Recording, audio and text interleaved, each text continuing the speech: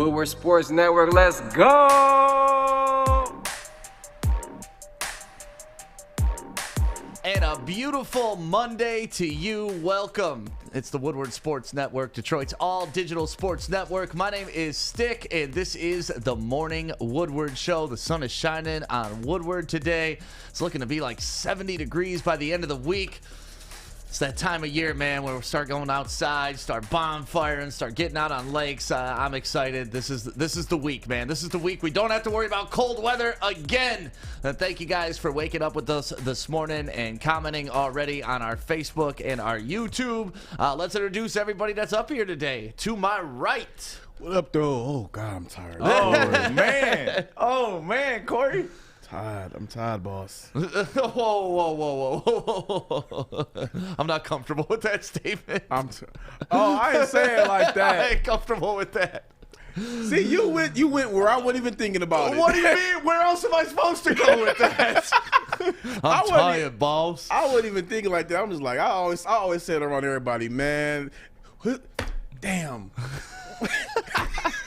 This is off the rails. All right. Good morning to you, Corey. Corey had a rough weekend. We're not allowed to ask questions about it, but we can hypothesize about it between me and the guy to my left. His name is. I had a good weekend. My name is Joey, and I'm balling today because I'm drinking some Fiji water. You know how we do it. I went to a meeting, and they only had Fiji, and I'm that guy that refills that bottle a couple times because it makes me feel rich. The fake Fiji. Yup. Then we have Alex making sure we look good in producer land. Fish over there in his sound booth making sure everything sounds crispy this morning. And then, of course, Adam is here to make sure this whole ship doesn't sink. So thank you guys very much. Hopefully you had a great Mother's Day. My mother lives in Arizona, so I didn't get to really spend time with her. But we were able to get her a new TV, man. Nice. Got Mom a new TV. Hers was fading in and out, and she was so happy. So that was my big Mother's Day surprise. What about you, Joey? Did you do anything for Mother's Day? I got her flowers. She went to Florida, actually. This is her first trip throughout this whole pandemic because she got vaccinated. She finally felt safe enough to travel. So I got her flowers before she left. So I did not have my mama here for Mother's Day. For Valentine's Day. And what about you, Corey? What'd you do for Mama? She didn't want to leave the house, but we got her, my brothers and sister, they got her some stuff. I personally got her some perfume and wine, so she was thrilled with that. Nice. What kind of perfume? Valentino. Ooh, okay. Mama's smelling good. Mama's smelling good. Yeah. Fish, what'd you do for your mom? Nothing really. I just spent time with her. She was doing work for most of the day, but just spent time, watched sports. It was a big weekend this weekend. Had fun. Nice. All right. Well, that's kind of a Mother's Day recap for you. Speaking of spending money, you guys want to get into our first topic for today?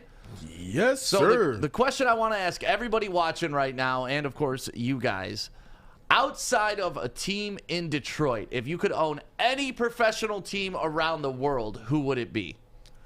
And the reason I asked this question is Forbes came out with their list of the most valuable teams for 2021. We could go over the top 10 if you guys want to. I think that's fair. They go all the way down to like 40. And but first, let's kind of get your opinion. Who would you like to own besides a Detroit sports teams? And you guys could get involved in the conversation too. 313-552-6322, or just drop your team in the comments, and Alex will throw them up on the screen as we talk about them. Joey, who you taking as your team? All around the world. Doesn't have to only be American. And see, you messed this up because you sent us obviously the graphic of the most profitable teams. Okay. But I'm going to erase that. I'm not going to even look at the most profitable teams. I'm going to just go off of why I think I would want to own the Los Angeles Lakers, because I feel like LA is the spot. I'm sorry, Corey, I took yours. But LA is the spot, like especially at Staples Center. Every single person and their mom dreams about going into that stadium. And you see some of the names that go in there, and you get to say, oh, I got this person in my stadium. Like, that would be the coolest thing in the world. And obviously, we know damn well Staples Center banks in. So I'm going to pick the Lakers. The Lakers? All right, I like that. I mean, you got some cachet there. You know that team's going to be worth some money. It's in the second largest city in America.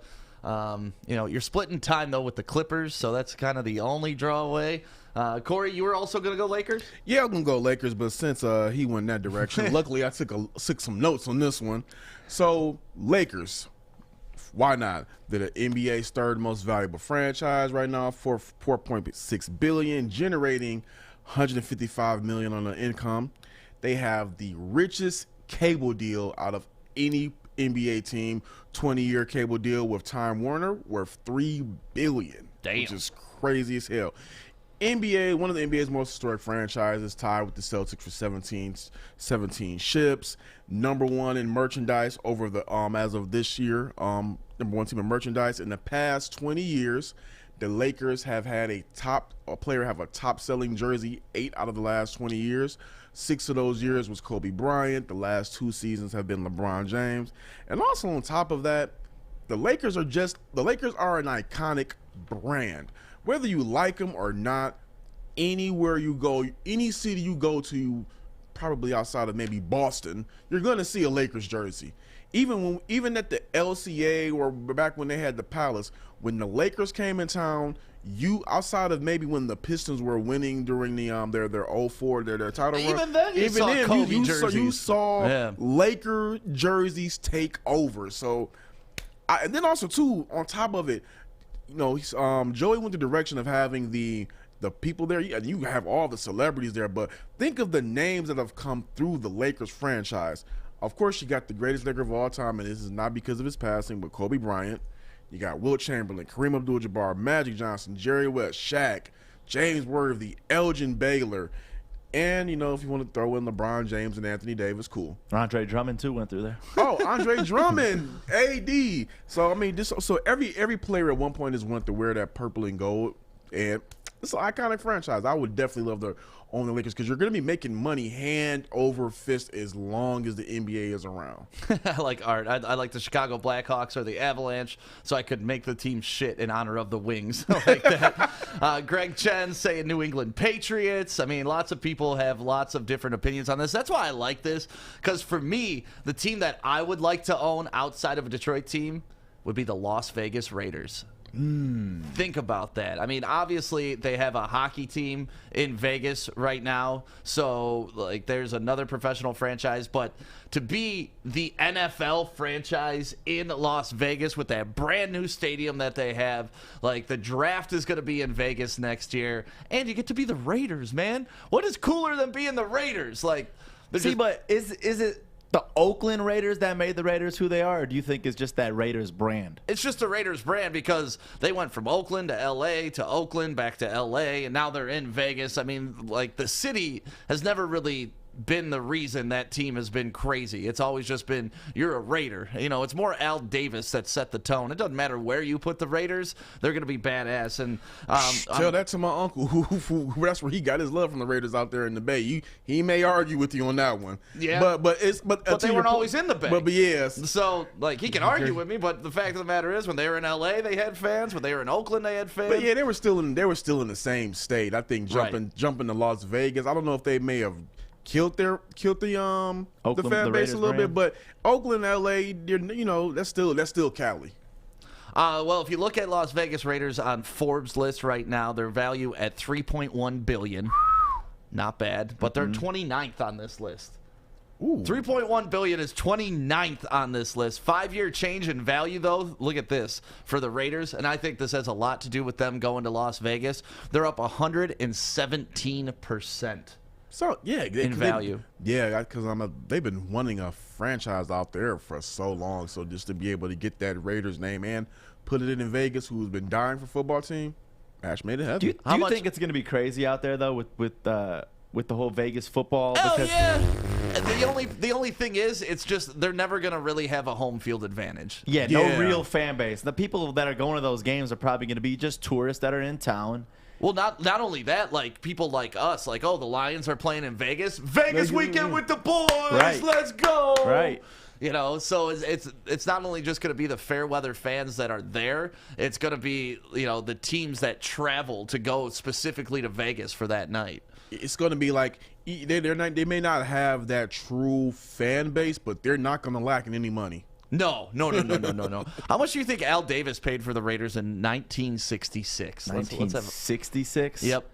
Probably, $10 million? I'm going to say... If that... $50 million? 50 million? Yeah. 10 million? They're worth $3.1 billion. $180,000. Oh. $180,000. I was actually gonna go lower, but because I'm just like because they back then those teams did not cost that. Yeah. In the grand scheme of things, probably back then it cost a lot, but right now the pennies in the bucket. Yeah, you got to remember it's the 60s. Like they didn't pay those guys shit. They were making Yeah, like right. 20 grand a year. Those fields were so low maintenance, And too. then they'd go work a job after the game on That's Sunday. the craziest part. They had 2 jobs, and they were professional athletes. See him at a gas I'd buy the station. Patriots so I could fire Patricia, Detroit Kool-Aid kid. Shout out to Detroit Kool-Aid, man. Appreciate That you. would be that's the only reason I would want the Patriots. See, that would be a cool thing.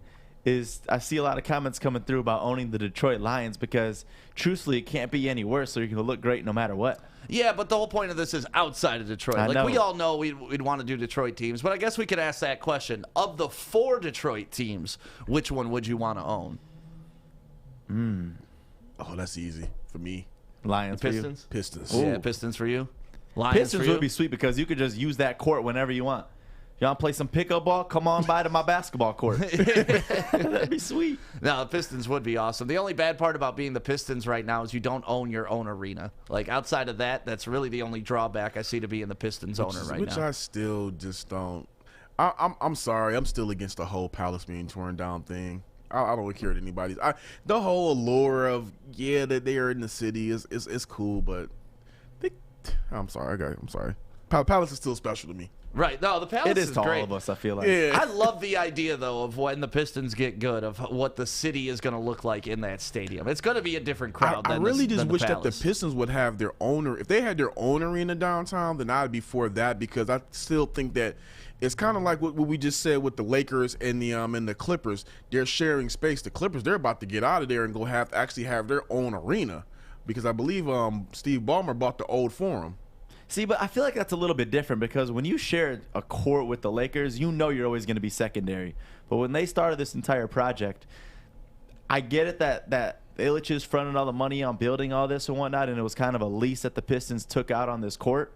But Andre Drummond even said it. When you walk around that court, it is a Detroit Red Wings facility. Yeah. Yeah, so that's what I feel like they need their own arena downtown. It's Where would always you gonna put feel it? like LCA. Where would you put it downtown right now? There's You know downtown? where they should have put it? Where they put Cobo? that? No, where they put that monstrosity of a jail site. Oh, the jail / soccer field Yeah. / whatever the hell that was going to be. Yeah, like That'd be a good spot for it. It'd be cool if if a team played on Belle Isle. Like, how sweet would that be if there was? Belle Getting Isle. out there would be hard, though. Who cares though? I'd do it. Yeah. Belle Like the Isle- Palace was easy to get to. Jeez. Belle Isle to me is underutilized, but that's a whole different conversation. Right. there. But that would be ideal. They have the land for it. Exactly. I'm trying to think. Like they don't really use the yacht club and all that stuff like they should. So tear it down, put a stadium there. That'd be sweet That to go would watch be. the Pistons play on Belle Isle. So get involved in the conversation. What professional sports franchise would you want to own outside of Detroit? And we're going to go over Forbes top 10 list. Joey, let's do that next. But first, tell them about 8 Mile Vodka. 8 Mile Vodka had their first event over the weekend, too, at City Tavern in Well, Royal second Oak. event. They had opening day with us. Yes, of course. That's That's right. the first big event. Yeah. This is the second event that they put on, but 8 Mile Vodka, we always love supporting our local brands.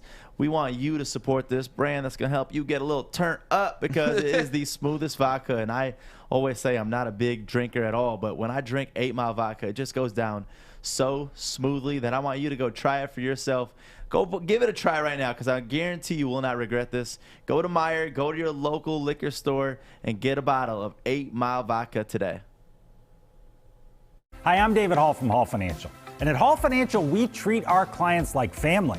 And our number one priority is giving each of our clients 5-star service. Our passion for 5-star service, combined with our expertise, allows us to find the best possible solution for refinancing your home loan. We take the time to focus on both the individual and the numbers. We're going to walk you through the process and close your loan in half the time of our competition. Go to davidhallmortgage.com today. Welcome back. It is the Morning Woodward Show on the Woodward Sports Network, Detroit's all-digital sports network. We're just kind of going over our opinions on what team we would like to own outside of Detroit because Forbes came out with their list of the most valuable teams in the world. And let's get into the top 10 of this right now and really break down the top 5. Here we go. You guys ready? Mm-hmm. Top 10. Fish, you're going to have to make sure I'm saying this right because it's a soccer team. Is it Bayern Munich? Bayern Munich. Bayern Munich. It's a soccer team. They're worth $4.21 billion, up 57% over the past 5 years. Are they a good team, Fish? Because what's interesting to me is I'm saying Manchester United is 11th. This team is 10th, and I wouldn't put Manchester below anybody, really. Well, they're the best in Germany. It's kind of a lopsided league. So they won the title over the weekend. Did they? Yep. So they're known around the world. I don't watch their league because they win it every year. Okay. So that's why they're worth a lot of money. They just dominate that German league? Yeah. Okay. They won the Champions League last year. Number 9. The what league? The what league? The Champions. Thank you, Fish. I love how every time. You can't say Champions League. You know that by now, Fish. Number 9 on this list, the New York Giants, $4.3 billion, 5-year change in value, up 54%. It was bought for $500, and then it was bought for $500 in 1925, and then $150 million in 1991. So that is. So he went from $500 to selling it for $150 million. Yeah. Yeah, $500, Nice. not $500 million, $500. Number 8 on this list, the New England Patriots, valued at $4.4 billion, up 38%. Owner Rob Kraft purchased in 1994. He paid $172 million. God dang, man, we got to get a football team, guys. That's the thing. It's like we throw around these 100 and how many million again? 172 million. 172 like it's nothing. If we had 172 million, then why not go ahead and dude, get turn it into $4 billion. Like I'm that's not what rich saying. people do. They make money off their money, man. And Rob Kraft, he did it. Los Angeles Lakers, both your guys' teams, comes in at number 7, so that's a good selection. Valued at $4.6 billion. 5-year change, up 70%. Owner Jerry Buss and the Buss Family Trust. Purchased in 1979 for $20 million. And then sold in 1998 for $268 million. Now $4.6 billion that is worth. You think these are going to just continue to keep sky rising? Yes. Hell yeah. Hell yeah. Yeah. Like it's crazy because even right now, you look at a team and you say $4 billion right there. Who's gonna buy it from them for $4 billion? There's gonna be somebody, man. There's gonna be some group. Listen, if it went up that much, it's gonna go up again. So a smart investor, if you can own a football team, you're just pretty much printing money. You're never gonna lose money on football. Period. Yeah, you like. I kind of look at football teams like some baseball teams. I don't really say some baseball teams. You don't really sell them. You inherit them. Yeah. It's true. Yeah, no, it's generational wealth that you hand down. Golden State Warriors coming in at number 6, $4.7 billion, up 147% in the past 5 years. They generate $200 million a year in income.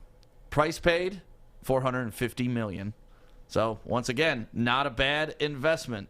Steph Curry bringing that one all the way up. All right, now let's get into the top 5 because this is where it starts to get interesting and it's starting to be separated by just a couple points on $1 billion. If you want to throw up that graphic, here it is, the top 5 list from Forbes of the most valuable sports teams, and we also got our Detroit sports teams there at the bottom. We can get into that right after this. But number 5, you have Real Madrid, $4.75 billion. Number 4, another soccer team. Fish, are you surprised to see all these soccer teams up there? No, because they're owned by billionaires. So, also, fun fact, a lot of reason why you won't see many German teams there. You saw Bayern Munich because they have a 50+1 rule, which means the fans own 51% of the club. Oh, okay. So it's kind of like what they do in Green Bay? Yes. Oh, nice. All right. Like the owners, obviously, they make a decision, but if it's like a big decision, the fans could veto it. Okay. I like that. Just think about how much a match generates for them. Because how big those stadiums are, constant sellouts, the merch sales, the food, the vendors, like it's just pouring money out there, printing it. Well, I was watching We Are Soccer, our soccer show that's on Saturdays right here at the Woodward Sports Network, and he was talking about, I don't know specifically what game it is, but there's one game that's played where if you move on up to the championship, which is May 29th, I believe. Okay, and if you win that game, you're put into a different league, and they automatically put like $200 million in your bank account. Damn. So this game, one game is worth $200 million. Here we got the playoffs next Monday. Yeah, Fish is excited for that. So Real Madrid coming in at number 5. And then, of course, we have Barcelona coming in at number 4. 4.76 billion. Then we get into what I think is interesting because it's 3 different sports across the top 3. 2 of them in New York, which makes a lot of sense. Obviously, you're in the largest market in one of the richest countries in the world. You're probably going to do pretty well. The New York Knicks, even though they've sucked the majority of my existence, they're still ranked number 3 in the world at $5 billion. The Mecca. Would you want to own the Knicks? Hell yeah. You would? Hell yeah. I mean, first off, players would actually want to come there if I owned it. They would not hate that asshole that James Dolan is.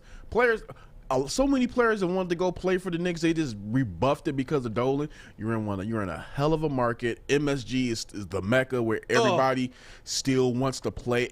You just heard Zion Williamson recently say like, he was just gushing. I can't lie. I would just love to play in New York if they were outside of New Orleans. I would love to play in New York. He thought he was going to be a Pelican. Kevin Durant before he went to Brooklyn.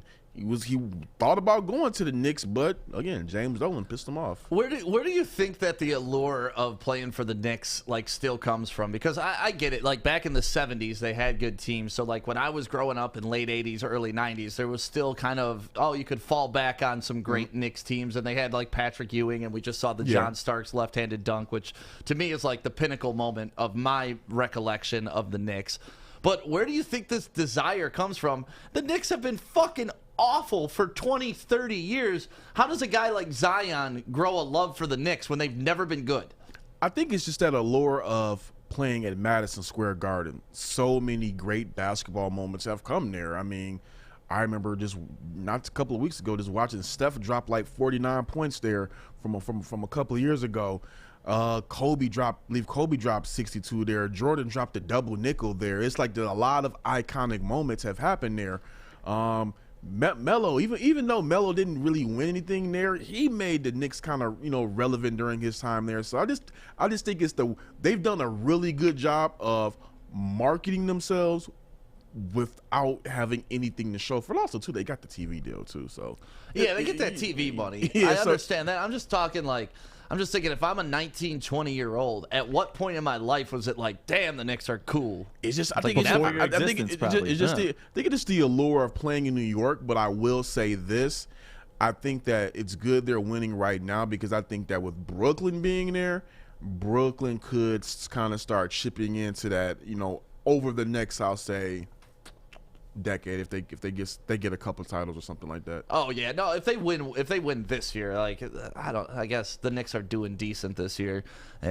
I don't know. They're 4th in the East. They're doing so. It's good. They're not. It's good for their brand right now. Like, okay, now we can kind of sell the Knicks again. Right, but I can see Brooklyn taking over that city. But it's tough because Brooklyn's just like a borough, and the people that live in Manhattan look down upon Brooklyn. Like, it's a very weird social structure in New York too. But they're number 3 on this list. I wouldn't want to own the Knicks. I got no reason to own the Knicks. They hold no place in my heart. Like, I would rather own probably 10 other NBA teams than go to, I'd rather have the Bulls before I had the Knicks.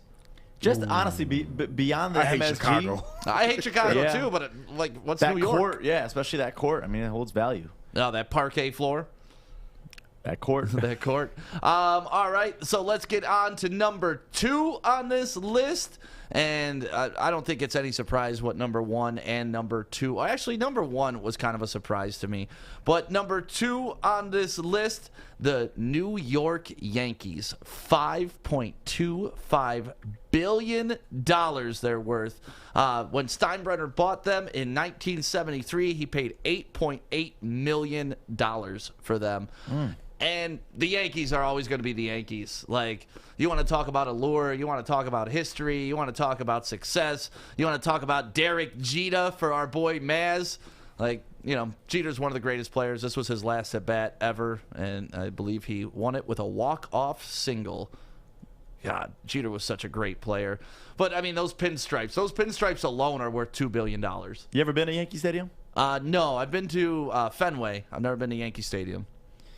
That's just one of those stadiums that I feel like that organization, when you just see the logo, like it will always be in existence. Yeah. Always popular nationwide. F that logo. And then number 1 on this list, another logo that I think we can all say that we don't really care about, but you can tell they have value. Number 1, the Dallas Cowboys. Right there, $5.7 billion.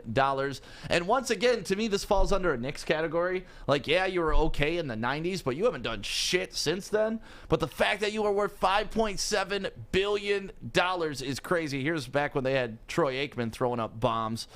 Die-hard fan base. Dude, and not only that, it's a global fan base for the Like, Cowboys. Like, they've done such a good job branding themselves, and I hated it growing up. Oh, we're America's team. We're America's team. It's like, first of all, I'm from America. I live here. You're not my team. You're not America's team. You're part of America. That's it. So part of why I'm tired is I had to drive one of my friends to the airport, and they live from Detroit. Well, they're from Flint, and they moved out to Dallas. She said, Dallas teams down there, football is king. Like, they are Dallas Cowboys fans are crazy. I think Cowboys fans inside, I know it's a global brand. I'm just saying, I think inside of Texas alone, they've made them worth $5.7 billion. I want to go down there to see it myself to see how crazy it is. That's how the entire state of Texas is, though. Football is everything out there. Yeah, they got $2 million high school stadiums. Right. It's an oil tycoon that's putting $5.7 billion into the Cowboys, and that's it. That's just one guy at this point. Jerry Jones, just an oil tycoon. But, I mean, listen, the brand is good. The only thing that's weird is I didn't expect football to be number 1 across the board, considering soccer is a global sport, basketball is a global sport, baseball on some levels is a global sport.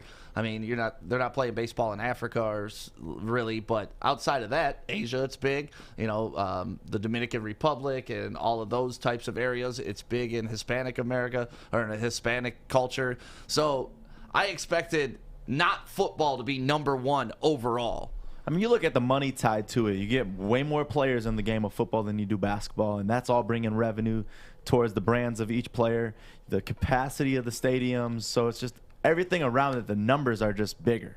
Yeah, but you think the globalization of, like, basketball, you know, how big it is in China, how big it is overseas in Europe and stuff, you'd think that would add to people buying jerseys, people watching games, to the value of it. But no, football's king. Football is king no matter which way you slice it. And American football's king. And it's crazy to me that it's on top. It's not that shocking to me. I mean, out of all, I would be surprised if there were any other NFL franchise. I would be surprised if any other NFL franchise to hold that spot. Really, any sports franchise. This the way Jerry Jones has done a great job of making that star relevant. Like, you hear from him literally like 2 or 3 times a week. Him just saying something. He always keeps the Cowboys relevant. So, it's I get what you mean by their mediocrity standards by shocking, but by how he continuously brands them and makes them a name in football, that's why I would say it's not that shocking. Let's throw that graphic up one more time so we can look at the Detroit teams that we have at the bottom, because we wanted to, you know, put in reference on where the Detroit teams are compared to the rest of the world. The Lions coming in at $2.1 billion, and this is what shocked me. Red Wings, $775 million. That's just hockey in general, though. I know, but it's attainable, man. Yeah. If we all put some funds together, I think we'd be able to pry some of the Red Wings off the I don't think that would be the most profitable. If you look at percentages of growth, I would look at that and probably say the Lions or the Pistons have the highest potential for growth. I think so, too. I mean, hockey's such a limited sport, and, you know, geographically, you're kind of pigeonholed with hockey. But still, to see them at just half of essentially what the Tigers are, because the Tigers are sitting at $1.26 billion, and then the Pistons, $1.45 billion. Shout out to Tom Gores, how he flipped that. He bought them for $325 billion. For the $325 million. Yeah, he's on for $325 million. Now they're worth 1.45. Yeah, that is crazy to me. You look at hockey. I mean, the New York Rangers is the highest value right now, $1.65 billion. So, yeah, hockey just doesn't have it like that when it Yeah. comes down to it, which is crazy because hockey's such an expensive sport to play and be a part of. That's why the Right. equipment's so expensive. All the money goes to the equipment. What killed it? Like, I don't remember hockey ever being this down. Like, for me, at least when I was growing up. Was it that lockout? Yeah, I mean, the lockout. I mean, what There was killed it two here of in them. Detroit? Is that what you're asking? Just in general, hockey used to, like, NHL and ESPN was actually a thing. I think that's because you were here in Detroit when hockey meant something to this city, and if you weren't in Detroit at that time, you weren't as hyped up about hockey. Right. So yeah, I guess I don't know, man. Like to me, when Viewership and TV deals is definitely way smaller, I guarantee. Yeah. I don't know. Over the course of the years, I think the TV deals have only gone up. But to me, hockey, it changed a lot when they put in the salary cap. And that's what really actually changed the Red Wings culture. We were able to win, I believe, 1 or 2 after the salary cap got put in. But before that, we were the Yankees of hockey, man. We were spending $150 million while other teams were only spending like $30 million on the cap. So, like, we were getting all the players. You want Fedorov? We'll pay for Fedorov. You want Shanahan? Hey, come here, Shanahan. Brett Hall, come on over here. And we just kept adding people and great players and great players. Now we can't really do that because of the salary cap. And to me, that's what really changed the way the Red Wings operate. Agreed. And I used to have a philosophy that when the salary cap went in for the Red Wings, that they started to dump money into the Tigers. Because the Tigers used to not have a payroll. Then all of a sudden, we had a payroll, and we started making World Series. And now we're back in that kind of tweener area to where we're spending some money, but not like we should if we want to compete with the big boys. So for the Tigers, they got to start spending some money. Red Wings, they just got to be smart within the cap. All of our teams worth almost $1 billion, though. So all the owners of those teams not doing so bad. Yeah, I think it'll take a couple years for the Red Wings to hit the billion mark. You think so? Yeah. Yeah. Someone said the most valuable team in hockey. What'd you say? It was 1.46 or something like that. Yeah, and then someone just said on the screen right there that 1.65. the Red Wings are 7th in value in the NHL. So even though the Red Wings haven't done well in the past 5 years, they're still sitting up there and making money in the NHL. And if you're worried about money, we want to save you money. And that's where Hall Financial comes in. If you're looking at your interest rate right now and it's over 3%, let's get you on a call with Hall Financial, see if they can save you some money. And then you can start using that money to, put into your house. You need a new bathroom? Well, you're saving $500 a month because we dropped your interest rate. You can start putting in a new bathroom and not worry about it. And it's all has to do with Hall Financial. Go to davidhallmortgage.com. Let them know Woodward Sports sent you. They'll give you a free 5-minute evaluation on your home loan, and then we'll go from there. It's that easy. Lower payments, better options, more personal attention. Hall Financial. You want sports? We got sports for you right here, Woodward Sports. How do I even come after that? This is the only time I'm going to be calm because I'm certainly not during the show. Poor Joy. I'm Drake Bill. I'm here. Legion and Bell every day right here on Woodward Sports from 11 to 1. Good morning, everyone. Extra, extra, read all about it. Let's get into Joey's news. Let's go. The Detroit Pistons fall to 20-49 after taking the L yesterday to the Bulls, 108-96. But the rookie's still looking good, and our boy Killian Hayes, 21 points, 7 rebounds, and 8 assists on the night. And honestly, Killian, the more I watch him, the more I'm really starting to grow on him. I am too, man. His defense is really good. His offense is starting to get better. I mean, still 7 turnovers, which is not great at all, but he's just getting better. Corey's shaking his head. Why are you shaking your head, though? I didn't see nobody. I didn't see none of my friends talking about it. I mean, they're so quick to say, "Oh, the Pistons. Look, see what this guy did. Yeah. You see what this guy did." And then he gets hurt, gave up entirely on him. I don't see. I didn't see no Killian stuff. Where were y'all at? Okay. Yeah. They sleeping. Yeah, they were sleeping. Yep. Yeah. They'll be back soon, Corey. And you know, it was a really good game. The turnovers, you know, you got to cut them down. He'll cut those down over time, but it was a great game by him. And again, we started to see his game start to develop more now that the older guys are out and not in his ear. So great game by him. Wish they could have got the dub, but I'm glad they didn't get the dub at the same time. Yeah, no, it checks all the boxes, man. We want them all to do well, but you know, like what the Pistons are doing right now is everything I wish for Stafford and for the Rams. Do well. Get your playing time. Put up some stats, but lose the fucking games. Thank you. That record is all that matters for us with our draft picks. Yeah, I'm not a big fan of tanking because I think if you're purposely losing, that's one thing. But what I like to see the Pistons have done all season long, they put in the effort. They've shown they're competitive. They've shown they just need that little push to get them over the top, and hopefully that's where Cade Cunningham comes in. Exactly. Hopefully. I mean, Sadiq Bey, 20.7 rebounds. Isaiah Stewart, 19.7 rebounds, 3 assists. Where would we be without this rookie class this year? Like 90 so points in the entire game was our rookie class. Who would we be rooting for this year? We'd still be rooting for Plumlee and Blake Griffin. Like this rookie class has really breathed life into what I believe is a bright future for the Pistons. And this all goes to Troy Weaver, for real. Yeah. Shout out to Troy Weaver. I'm just sick of these fair weather ass Pistons fans who just not even comprehending what they're bad this year. No shit, that's the point. We knew this. They're young. And you mentioned Cade Cunningham. We asked this on Twitter yesterday. If the Pistons land a guy like Cunningham or Suggs in the draft, does that automatically make the Pistons a playoff contender? Oof. Contender? What is just a contender? I mean, a contender to make the playoffs, or like a championship get you contender? A spot. Get you a spot. No, they're a playoff team. They're a player playoff team, yeah, but contender. Yeah, just hold off right there for a second. All these super teams. Yeah, we need to take a couple lumps in the playoffs before we become a contender. Our boy Jamal Williams, one of the newest Detroit Lions running backs, came out to talk on the Detroit Lions and his thoughts this upcoming season.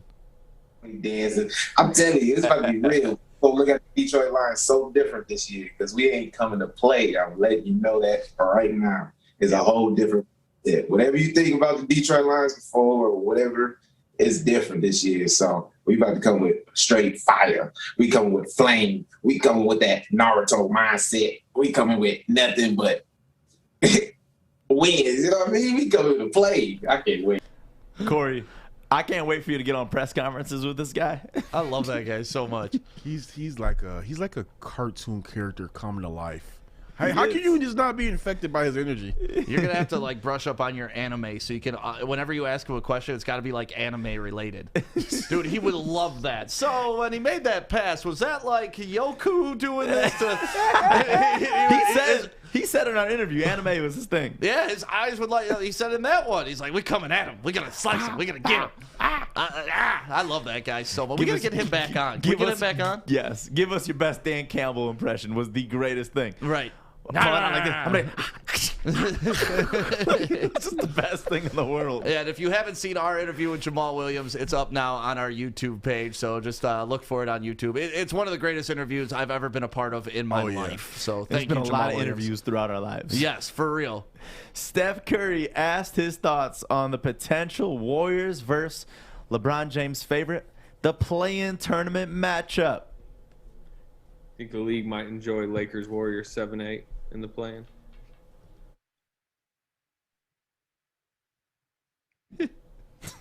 I love this. You think this has anything to do with AD giving him that headshot in the video game last week? No. Is that what it is? I think what it is that Curry, I don't think Curry like hates LeBron or anything like that, but when it comes on the basketball court, there are plenty of videos when Curry has mocked LeBron. Steph's like reaction. It was like, I think it was like literally after one finals when they beat the Lakers. No, they beat the Heat. No, the Cavs. I'm talking about Cavs. It was the Warriors Cavs. And Curry is at a wedding, and Kyrie is there, and Curry is there mocking LeBron, doing the lifting up, mocking his weight. I think they just got like a little healthy. Yeah, got a little healthy competition, and also too, Curry might be the better player to come out of Akron. Yeah, I said it. Oh. So they might be fighting for that. I love that response though. Like He's biding his time. Thing is, everybody's saying like, oh, I feel so bad for Curry. They got to play. I'm like, why you feeling bad for Curry? They got to play the Lakers. I'm like, all right. He's going to be throwing daggers that entire game, and I hope whether they win so or lose, badly. he's emptying the clip. Yep.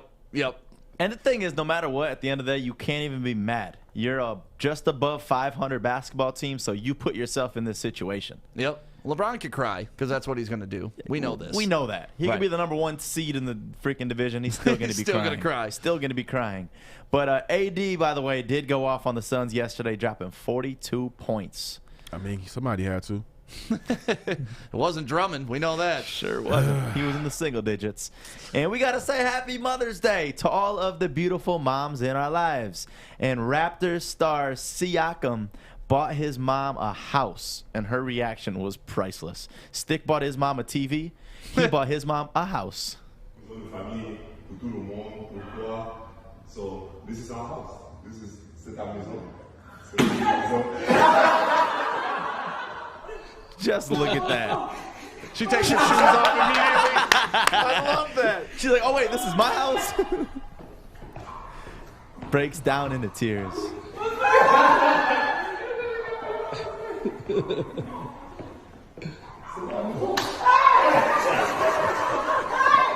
Gotta love that reaction. And then we also go to Detroit's own Jalen Rose with a touching Mother's Day moment. And he said that this is his first Mother's Day without mom and grandma. So you can only imagine how that is. Her legacy. This is the first time in my life that I didn't have my mother and grandmother on Mother's Day. You know what I'm saying? Man, and it's been tough. It's really been tough for me and my family. But I'm going to be strong, though.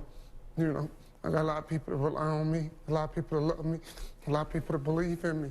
So I'm going to represent. And, Mom, I'm going to make you proud. We fell in love with basketball together. You know what I'm saying? Like, my father played in the league.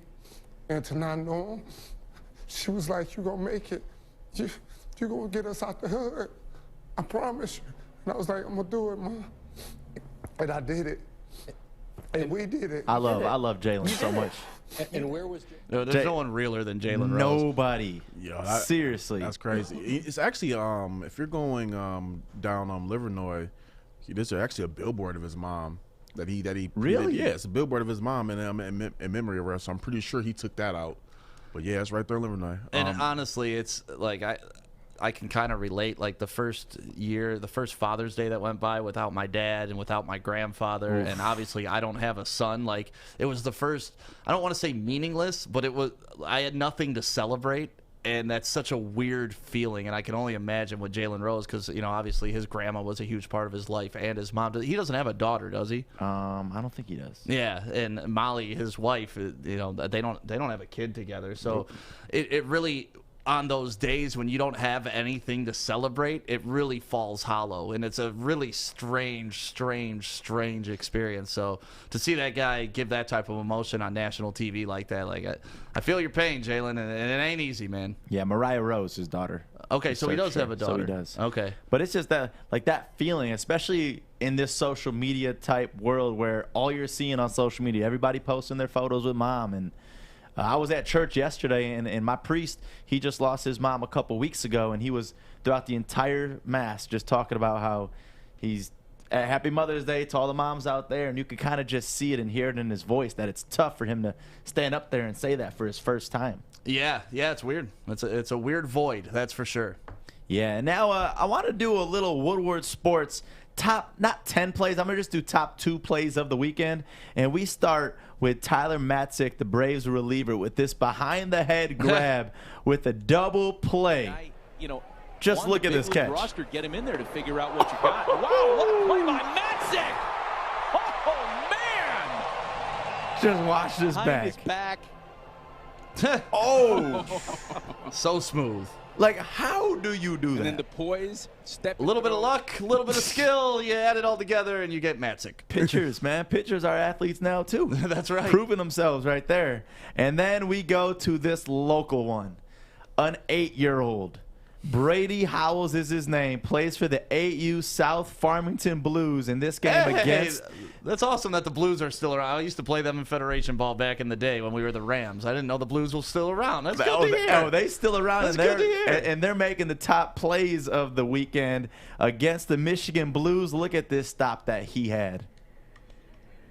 The pitcher, watch him out there. Good form. Makes the dive. Throws the first base, and he's out. Oh, scooped it, too, by the first baseman. I love seeing the little kids out there like that. There he is right there. Brady Howells, congratulations. And we got one local news story to end this. Detroit Police Chief James Craig expected to announce his retirement at 3 p.m. today in a press conference. And the big rumor is that he is going to be running for governor to kick out Gretchen Whitmer from the office. Yeah, that is going to be an interesting battle, I guess you can call it. I just want to say I freaking love James Craig so much that it's going to definitely be a big loss for the city of Detroit because he's been there since like 2013, I think. But they got some good people that they're talking about that could possibly be replacements for him. But this would be crazy for the state of Michigan. That explains all the Fox News appearances. Yeah. I mean, hey, you got to get your publicity where you can get it. Whitmer did not waste time getting camera time either. So it's going to be a battle of camera time between these two. It's interesting because already it's a polarizing conversation. Like, you posted it up on our social media on Friday when we heard it from Charlie LaDuff, and the reaction was immediate from both sides. And, you know, I was watching Terry Foster all weekend long on his Twitter battle back and forth with people about, you know, Republicans and African Americans and how this is going to turn out and who's going to vote, who's not going to vote. And it causes so much of an interesting conversation because of who James Craig is. He's different. And I think that's going to be something that everybody's going to have to dive into and make their own assessments on. I'm not up here to convince you one way or another. I like some of the things he does. Other things I'm like, okay, maybe I would have handled it different. But that's you know any what? politician, though. Right. That's any human. Any human. I mean, exactly. Nobody's going to get it 100% the way you want it. Right. Even if you're a Republican and it's a Republican like he is running for this, you're still going to disagree on something. Yeah. So it's going to be a battle. He's probably the one guy that could throw his hat in the ring and immediately make an impact. I don't know if anybody else I'd hear going up against Whitmer, I'd be like, oh, okay. But James Craig? See, my thing is this. In the beginning of this whole COVID, obviously we saw so much FaceTime from Gretchen Whitmer. She started this whole thing off by everybody praising her. Where do you think the general population lies with Governor Whitmer? Because I don't know. Yeah, I don't even know anymore either. Like, you know, if you go to the west side of the state or anywhere outside of Metro Detroit, they hate her. You see my governor's an idiot signs everywhere. Yeah, those signs are brutal. Yeah, they're everywhere up north. They're everywhere on the west side of the state. So, you know, we live in a kind of a different bubble here in Metro Detroit because it's more Democratic leaning here. And so there's more support for Whitmer here. But at the same time, even people I know that supported Whitmer from day one are now like, all right. Open up, all right. The jig's up. Let's go. So it's going to be an interesting battle. So you'll hear that at the 3 o'clock press release today. You got something to add, Corey? I don't like politics. Right. So it's you can't win. So it's just like, you know, I don't align myself with any kind of party. I just like, if I like what you say at the moment when I'm about to vote. Cool. You got my vote. Outside of that, I don't care. It's all, to me, it's all a game. That's why I say I watch. I mean, I know it's not the real thing, but after watching House of Cards, this shit is all a joke to me. House of Cards ruined it for you. I mean, it's always thought politics was just shady on both sides to begin with. But like I said, I don't want to get into that. It will be interesting. It will be. And this is not shady business right here. I'm talking about a real 15% off code that you could apply to the entire purchase that you do at Bridge Street Exchange in downtown Fenton. So if you want to shop online right now, you're at work or at home, bridgestreetexchange.com. Go check them out. So much beautiful clothes. Just perfect time right now to update that wardrobe for the summer. check out what they got. They support a lot of locally owned Michigan brands. Bridge Street Exchange, downtown Fenton. That code word, by the way, WSN, to take 15% off your entire order. I'm looking to bring on another HVAC tech right now. We are recruiting 5 to 10 techs a month. We're looking to grow and expand. Every new tech we hire is from Northwestern Tech. The hands-on training is fantastic. They're always my first call. We love hiring Northwestern Tech grads. They come out trained and ready to work. Our program is only 10.5 months, and our next classes are starting soon. So why wait? I'm looking to hire a graduate of Northwestern Tech. Northwestern Tech. Northwestern Tech. Northwestern Tech.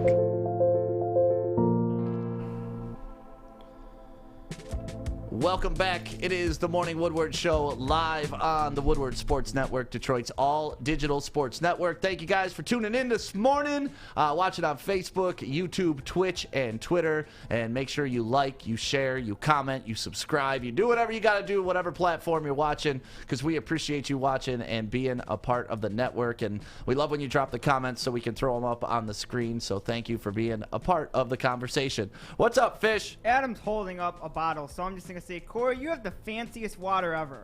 Oh, it is a battle of fancy water this morning. Every single day, it's a different water. You got like that $50 water. It's fancy. I don't know how to fucking say this. It's Hawaiian volcanic water.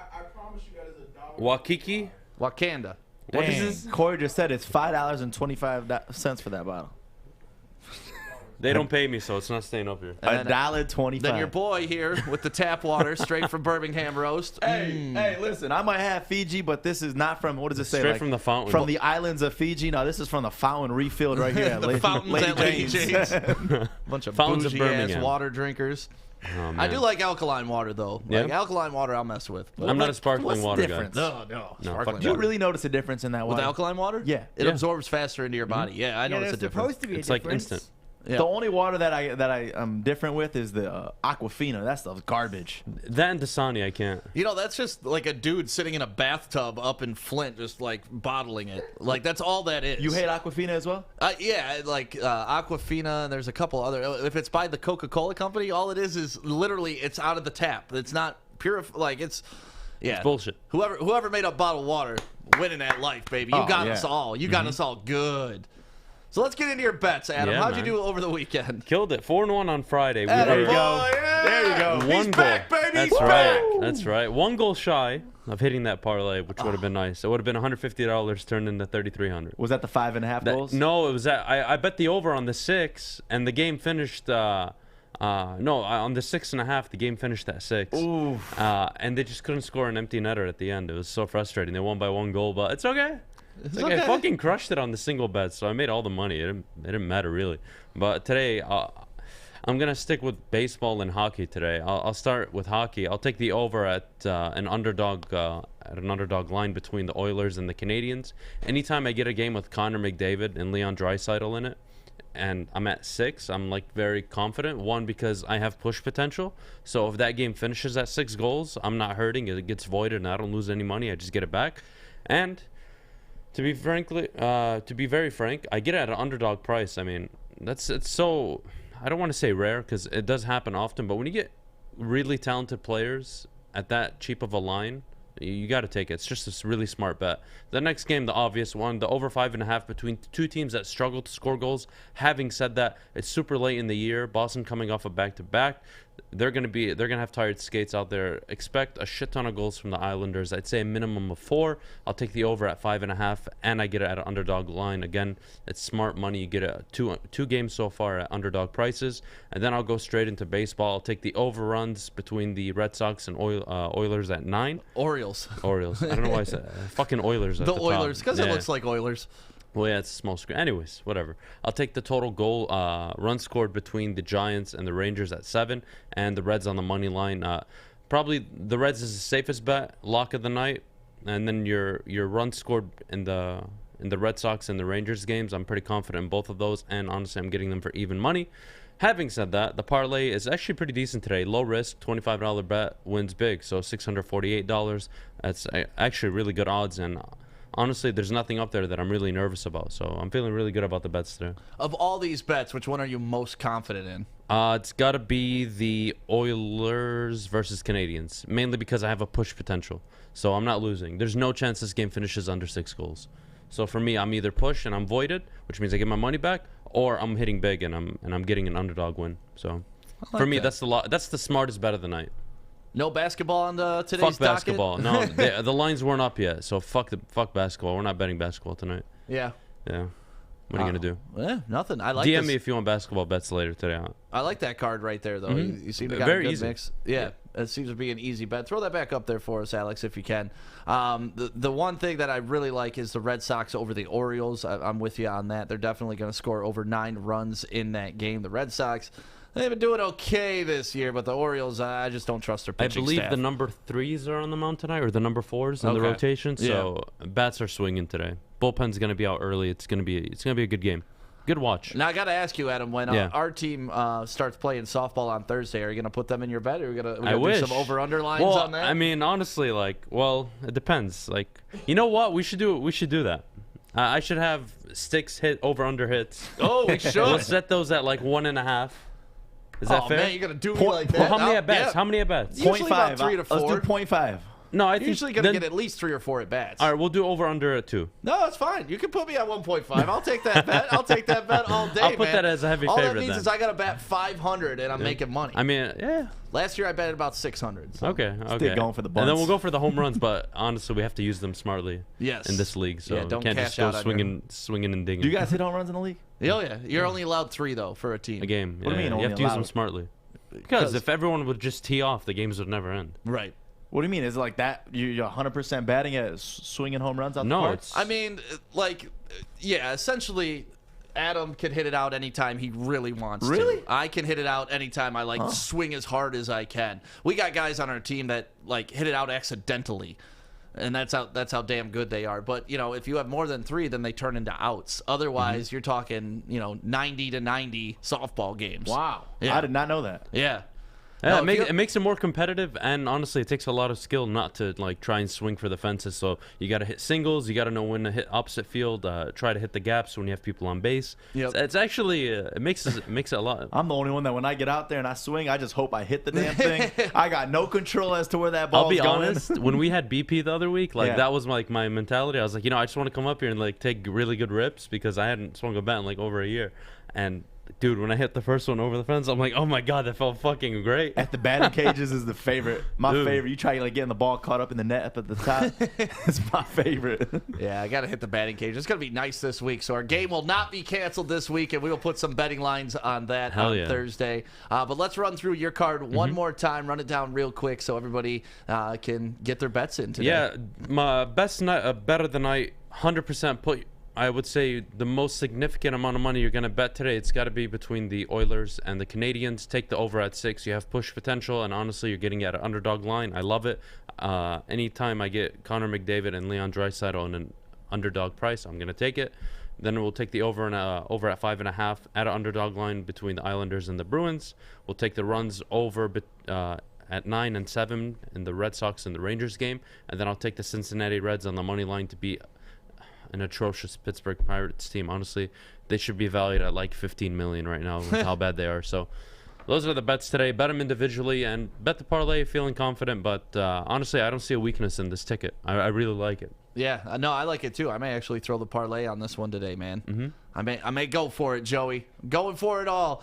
If you want to make those bets, it's real easy. And we got a new promo code for you to use on mybookie.com. If you enter promo code Woodward10, that is Woodward10, we're going to give you a free $10. You don't have to put anything in to get this account rolling. Just enter promo code Woodward10, and we will set you up with $10 to bet on any single game that you want, or if you want to break it up, you can bet on other games too.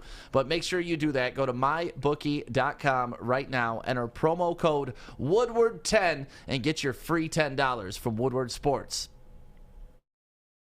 Hey, it's Joey from Woodward Sports at my favorite downtown Fenton, Bridge Street Exchange. Let's go check out their beautiful store.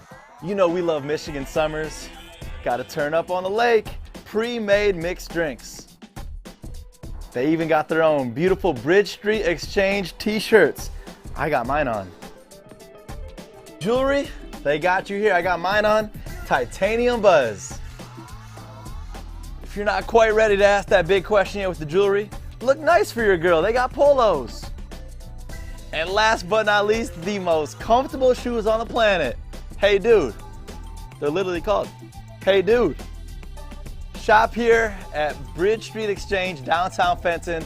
Support a locally owned business. Welcome back. It is the Morning Woodward Show live on the Woodward Sports Network, Detroit's all digital sports network. Thank you guys for watching on Facebook, YouTube, Twitch, and of course, Twitter. We appreciate you guys for watching, for commenting, for being a part of the conversation. This is another one where we want you to let us know exactly what you're thinking, because we put this out on Twitter over the weekend. And it's a pretty simple question. We like to call it Detroit Decides, and this is Nick Leach's doing. He likes to pose these questions, and then I see them pop up on our social media, and it gets me thinking. So I want to propose this question to you guys. Who used to play for a Detroit sports team would you wish played their whole career here? Only took me like 3 seconds to really figure that one out. Okay. Off of that list? No, see, I want to go off this list too, because obviously these four make a lot of sense if you want to list them. Yeah. But I got somebody that I want to list that's not on here. So if you want to go off the list, you can. So everybody listening right now, you can call up 313-552-6322. Which former player do you wish would have played their whole career in Detroit? Let's start with you, Corey. See, I went off the list, and going off of that list, I had to go with Sergei Fedorov. Really? Yep. First off, Billups didn't start his career. I thought about Billups at first, but I'm like, he didn't start his career here, and even he did bring the Pistons that lone title that I was able to witness. But I mean, Billups was a good point guard, but was he great? He wasn't great. He was really good. Justin Verlander, great, but didn't win. Didn't win here. Stafford, I've seen that movie for 12 years. I'm good. but Sergei Fedorov, his exit left a bad taste in a lot of people's mouth. But when he was here, he was a beast. I mean, 3-time Stanley Cup champion, 6-time NHL All-Star. And his 1994 season was crazy. Won the Hart Memorial Trophy for most valuable player, then won the Ted Lindsay Trophy for most outstanding same year, and then won the Selke, award for NHL's top defenseman. That was all in '94. That year, Wayne Gretzky said that he's clearly the best player right now in NHL, and I've never seen a player dominate the game the way that he did. I mean, yeah, you just watched that highlight that Alex just played, man, and the way they moved the puck, how fast they were, how fluid they were. It was just different hockey overall. Yes. Yeah, Steve Yzerman, who we all, it's Yzerman. Yzerman said he's the best skater he's ever seen in his life. You got somebody on the phone, Fish? Yes, we do. Who do you got? I titled it Guy You Know, because you know him. All right. So once you hear his voice, you will know who exactly it is. Hello, random person. Who is this? Hey. It's Frank. How you doing? Hey, what's up, Frank? Listen, guys, I gotta say, the one person I'm glad didn't finish the career here is Matthew Stafford. So You're thank glad God didn't? he's not here anymore. I gotta say that before I give away who I wish. But the obvious one, it's got to be Sergei Fedorov. Yeah, that's what Corey's saying right now. Why do you think Fedorov should have finished his whole career here? He was magical. He was like Pavel Datsyuk. Like, how can I explain it? He was so good. He couldn't stop scoring the puck, and honestly, he was a beauty to watch. And it's frustrating the way we lost him. To be honest, like I'm kind of glad Stafford went. Like fuck him, whatever, And also with Verlander, it's frustrating. It's frustrating how we traded him away and got nothing. So Verlander and Fedorov hurt me in the heart. That's really what hurts. Yeah, no, when Fedorov left, I remember the whole city was kind of in an uproar and kind of just trashed the guy. And Corey said the main point, too, is it's someone that started their career here, 13 seasons with the Red Wings, and then leaves. That's what I always hate to see. Right. You could tell that guy was from Canada because he used the word butte. Any Canadian always refers to people as buttes. And 313-552-6322 is the phone number.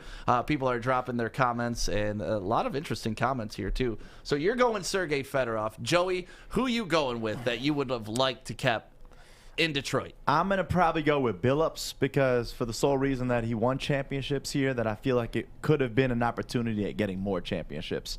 But Billups is someone that did hop around a lot in his career as well. So that's out of that list, that's who I got to go with. Yeah. Oh, God. I miss these. This shot right here, man. What's crazy is this is fuck you, Jason Kidd. Sorry. Crazy is we ended up losing that game, but that's still one of the most memorable shots. It is. I remember jumping off my couch and hitting my head on the ceiling after that shot. And then I walked down to the party store right there across from where was I living? The Jeffersonian, and grabbed a pack of blunts, made it back up just to watch them lose. Like I was so jacked off of that shot, I had to go grab a pack of blunts for the overtime, and I didn't make it back up before they lost. But that shot right there, man, one of the greatest shots. And yeah, Chauncey Billups, definitely somebody that we wish was here longer, especially after you saw what happened with that Allen Iverson trade. Like it did not work out the way Joe Dumars planned, or at all. Here's the thing that I didn't understand about that trade was they had the same trade on the table in the offseason, and they didn't pull the trigger.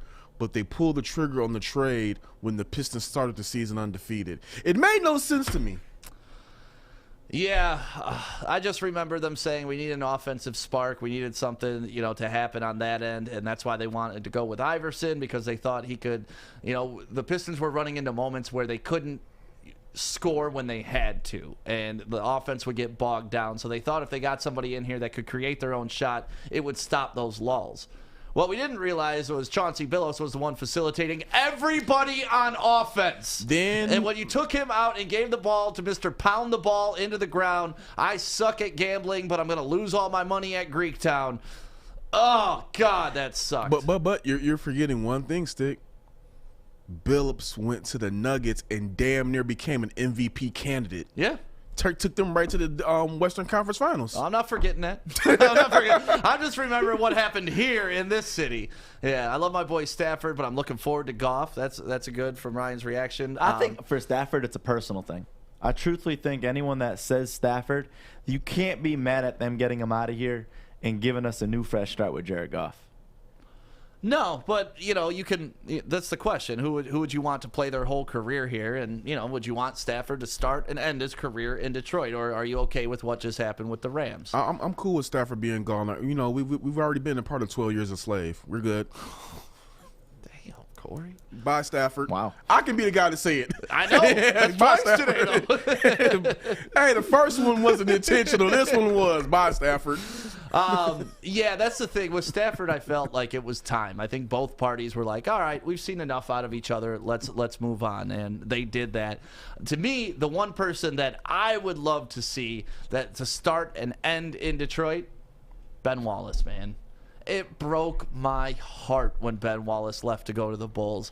And to me, that's what gutted the entire going to work squad.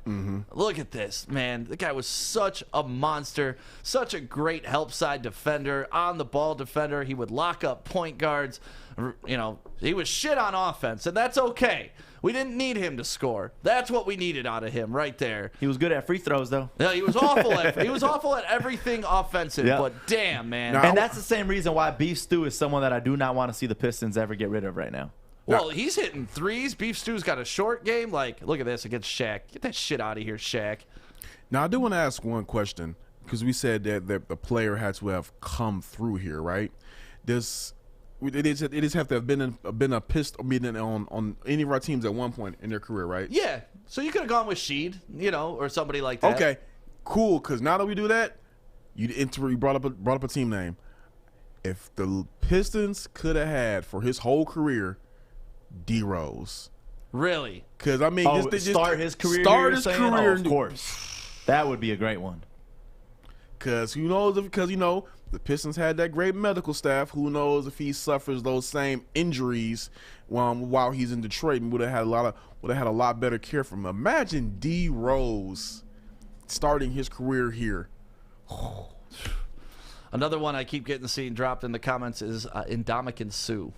And, you can ask Joik Bell, and you can ask, Joik Bell's on with Baligian and Bell from 11 to 1 right here on Woodward Sports. You could ask pretty much everybody who was in that locker room at that time. Losing Suh was like losing the soul of that team. Me and my cousin thought that Suh should have been the one who stayed, and Calvin and Stafford should have been gone way earlier than. I've been saying that, but again, that's neither here nor there. It would have been interesting to see how, life would have played itself out had we kept Calvin and kept Suh and got rid of Stafford instead. Whew. Because at that point, we would have had to draft a quarterback. So who in that time frame, you could get into all the hypotheticals and all that stuff. But Ndamukong Suh, to me, he'll always be a Lion. He was the embodiment of what I wanted the Lions to be. Mean, nasty, stomp on you. Sure, get some excess penalties. Nothing wrong with that, as long as it's aggressive penalties. He was the identity. He was. He was the identity. They did not have a real identity until Suh walked in and hey, Lions defense, I don't know whether the Lions going to win or not, but the defense is going to F you up. Yeah, and that's how I felt about Ben Wallace. He was the going-to-work identity. He was the guy that, was in the gym, working out. He was the guy that brought the energy every single night, never took a night off. And then once he left the team, it was the going-to-work's gone, man. That whole era was dead the minute he decided to sign with the Bulls for, what was it, $6 extra million over 3 years? So $2 million a year extra. That broke my heart, man. That was just a big middle finger to Flip Saunders. Rest in peace. Yep, he hated Flip Saunders. That was it. Honestly, Flip would not let him involve in the offense at all, and that pissed Ben Wallace off. Because Larry Brown, he didn't really draw up plays for Ben, but what he didn't shut him out. First play of the game, what would he do? Ben on the block, get your shot in. If you make it, cool. If you don't, we gave you a look early in the game, Ben. And that's what Larry Brown did. And then Flip Saunders dude, you can't shoot. You're not touching the ball ever. He wasn't wrong, but... He wasn't wrong, but it also, You got to keep the big man happy. You just can't just, freeze them out and just be all right, you just be on the court but don't even look at the ball. You got to give them some kind of touches. Yeah, definitely. So who else would you have liked to stay in the whole time? Obviously, on that graphic, we had Chauncey Billups, we had Sergei Fedorov, we had Matthew Stafford on there. Who else? And Max Scherzer. Verlander and Scherzer. Yeah, we haven't really even talked baseball. Verlander is another one. We didn't need to let him go, especially for the return we got for Verlander. And then he goes on to throw another no-hitter in Houston and win a World Series. Verlander should have been a lifetime Tiger. They love him down there. Why wouldn't you? What's not to love about that guy? He's got a beautiful wife who's from Michigan. What's up, Fish? We got a phone call trying to make it so that, anyways. Oh, we got a phone call. We got Zach who wants to talk about who he thinks should have stayed in Detroit. All right, come on, Zach. Hey, guys. Good morning. How we doing? Doing well, man. How are you? I'm good. Hey, let me give you a couple names that I thought about. We mentioned with the Tigers. I also look at another guy that we traded, and we really got nothing out of him, and that's J.D. Martinez. Yeah. I just think he was really a great offensive catalyst. Watching what he's doing in Boston right now, you just kind of grit your teeth to go, God, he should still be in this lineup, in the fourth hole. He would have been a guy that would have been a big run contributor. But for the Lions, and I looked at this name, and it was a guy that we had to trade last year, and I really wish we didn't, and that's Darius Slay. Because Slay's a guy, if you put him up against guys like Devontae Adams, Diggs, Thielen, Allen Robinson, no matter who it was, he was a guy that eventually developed into that shutdown corner. It wasn't like he did it right away. It took time, but he's a guy that could make it work, and he was the guy that found a way to get it done. And I feel like with this regime and what he could have done with Eric Glenn, what he could have done with Aubrey Pleasant, to me, it would have just been awesome to watch, and I hated to have to see him get traded because the previous regime didn't like who he was as a person and didn't feel like he fit into their mold or standards, if you will, quote unquote.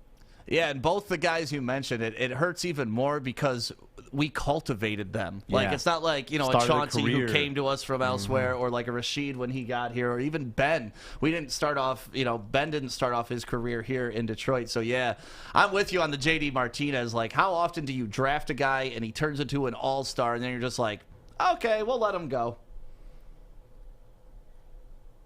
Yeah, I mean, especially with the Darius Slay one. I mean, that one's different because we at least went and drafted a cornerback who's supposed to be an amazing quarterback. So if Jeff Okudah would have panned out so far in his time with us, then we wouldn't have been looking back. But right now, it's like, damn, I wish we didn't do that. But hopefully he bounces back and shows out this year. Yeah, and thank you, Zach, for the phone call. We appreciate you calling in. 313-552-6322 is the phone number. Let us know which player you wish was still in Detroit or started and ended their career here. I thought he brought up a great one, too, with Darius Slay. I mean, Slay is a guy I think we all loved as just a person in general. Joey, I know you did like a lot of high school football activations with him and stuff like that. He was all about that. He was all like, I mean, he was here for 7 years, and that was something about in those 7 years, he always made it a point to go out there and go to football practices and say what up and be a mentor towards the players. And then even basketball season, he would go every single Friday to a different high school basketball game just to support. I'm going to bring up one more name. He's not probably as popular, but he immediately left the Lions and damn near became Super Bowl MVP. Cliff Averill. Oh, yeah. Cliff was a good guy, too. Like, he was another guy that when he left the Lions defense, it was just like another blow. And then to watch this guy immediately go and leave and become a champion and damn near could have won Super Bowl MVP, I was just like, and I think he went to the Seahawks for less money. Yeah, he just wanted to play good football, man. Yeah. He just wanted to go to a winning team, and that's what also hurts even more. It's not like he left for something like more money. It's just that he wanted to go play for a better team, and it's tough to compete against that. You can offer more money, but you can't offer a better team. You're kind of in a losing position. What was the comment you just threw up, Alex? Because I thought that was also a good one. And then one I'm seeing right here, too, Memo Okur. Memo would have been a great re-sign, but that was the decision. Do you re-sign Sheed, or do you keep Memo? Kirk Gibson, sorry, thank you. Yeah, Kirk Gibson, I would love that he would have stayed in Detroit as well. But Memo, you're shaking your head. You think that was a bad move to keep Rasheed? I won't say it was a bad move to keep Rasheed, but Memo just leaving depressed me because I just knew. Memo was, I don't think people realize, unless you were a diehard Pistons fan, you don't realize how pivotal his scoring and his just play was. When he went and started kicking ass with the Jazz, it hurt. It hurt. Yeah, him at the top of the key, just draining well, I don't want to call them jump shots because he barely got off the ground, but just draining shots. Draining shots. Memo was like I call a bucket. He was a bucket. Yep. Because what do we had? We had it for 2 years, right? No, I think we had him for 3 or 4 because we wrote out Memo for a minute. Yeah, we wrote out his rookie contract, and then it was to the decision. Okay, well, we either got to pay this guy or we got to pay Sheed. And Sheed was the now play, Memo was the future play, and obviously if Darko 2 years, okay, and obviously if Darko would have turned out, we probably wouldn't even be having this conversation. But Darko, that's the thing. It's the same thing with the Darius Slay. In a couple years, we'll look back and say, "Damn, Jeff Okudah was not the right decision," or "All right, we got Jeff Okudah. That worked out." Yeah, another one here, the Junkyard Dog. I loved Jerome Williams. The JYD. He was just a good energy guy. Yeah, no, he's not somebody I'm building my whole franchise around, but he definitely was one of the glue guys that you need to make He's kind of happen. Like he could have been like our Udonis Haslem. Maybe he doesn't always get all the minutes, but he's a guy that keeps the locker room together. High energy guy. He's a good guy to be around. I saw a graphic over the weekend talking about how long each longest tenured player has been on each team, and most of it's like 2 years, 4 years, 8 years, 6 years, all over the map. Then you get the Miami Heat. 17 years Haslam has been on that squad. Just think about how many players have cycled through in his 17 years. That was like it was just looked so out of place when I was looking at that graphic. And shout out to Pat Riley for being loyal. Like Pat Riley is, if Pat Riley loves you, you're not going anywhere. Remember, LeBron tried to get Spo out of there, and Pat Riley was like, no. Right. That's one dude that you just look at. It's always been Miami. It's Udonis Haslam, Miami. Miami. Right. That's it. He's been there. He's been there since like he's been. And didn't he go to Florida? He went to Florida for college. So yeah, dude has just lived in America's penis. 3 or so. Literally. That's what I call Florida, by the way, because it's always musty down there too.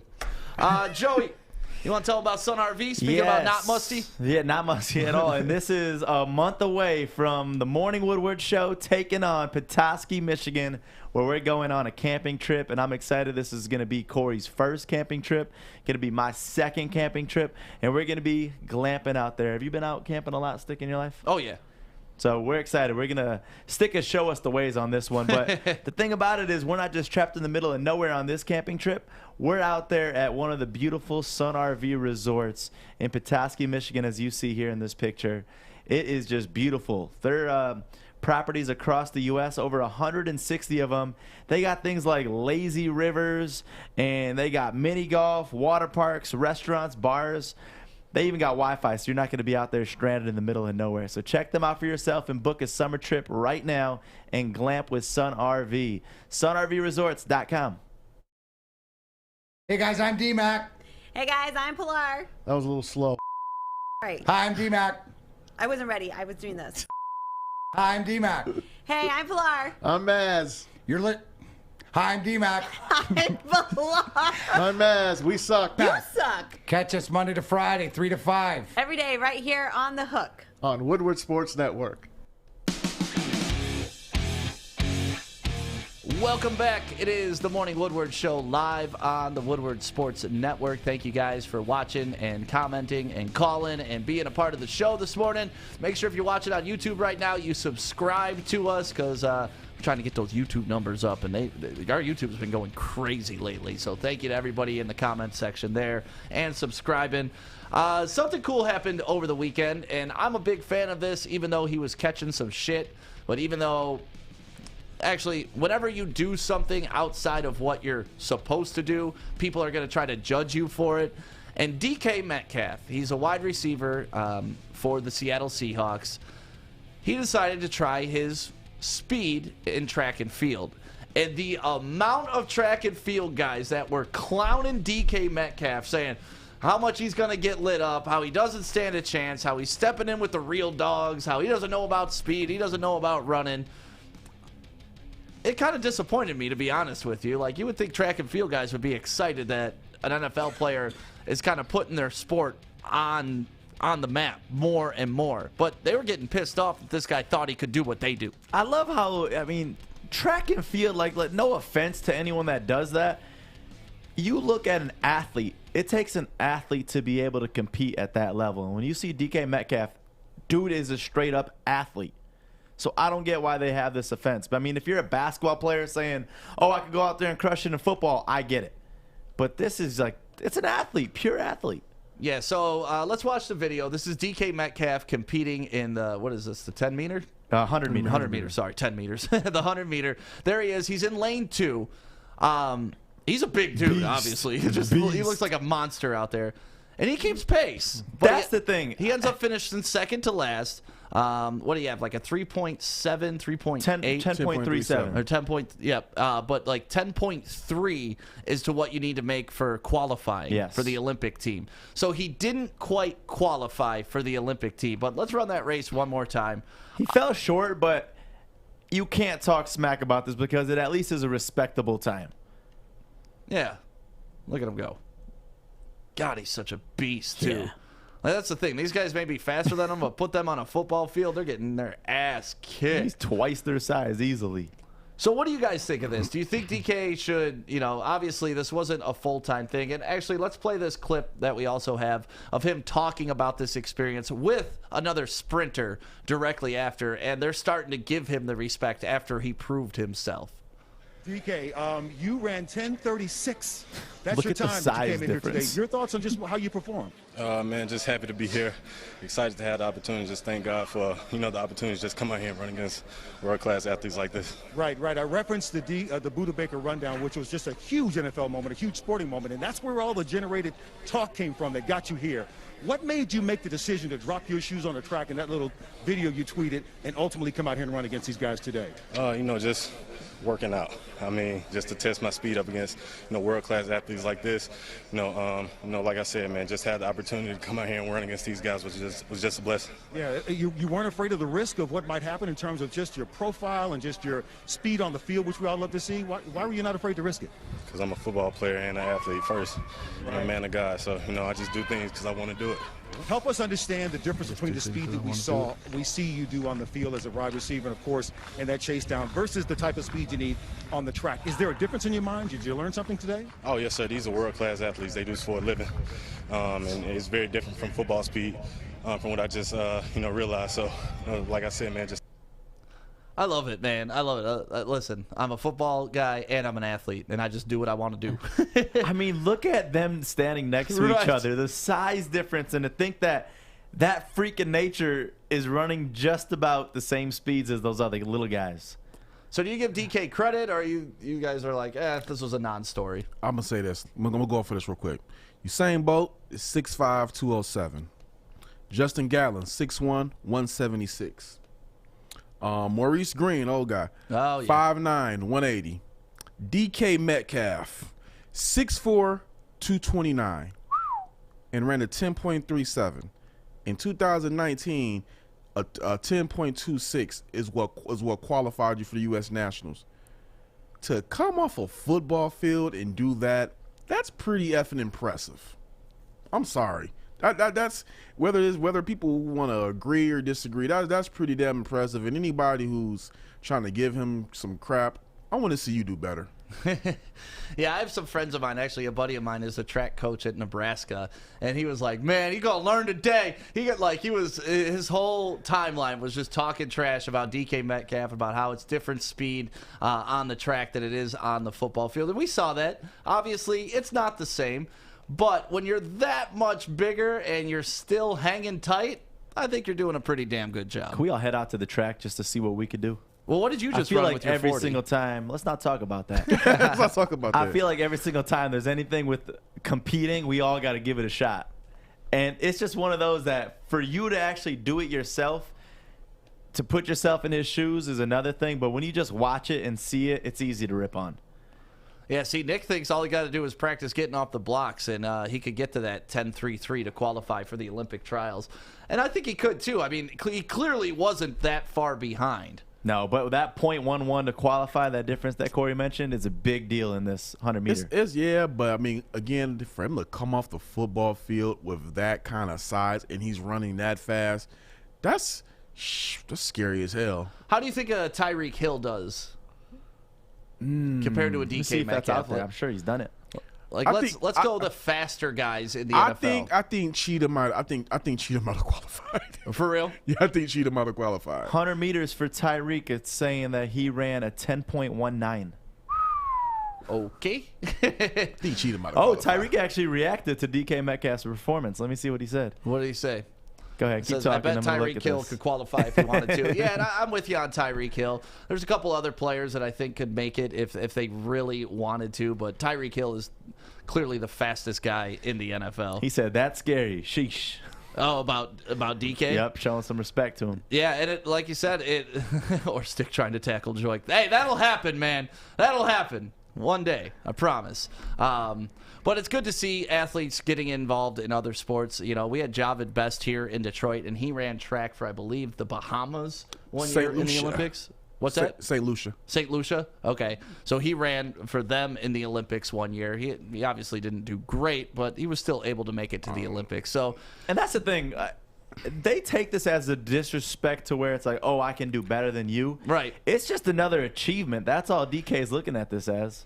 Well, yeah. I think we put DK in the Olympics just to have him walk out there and body everybody. Yeah, Javid Best, when he was at the Olympics, ran a 10.39, but to qualify, he ran a 10.2. 10.2. Damn, Javid Best was so fast.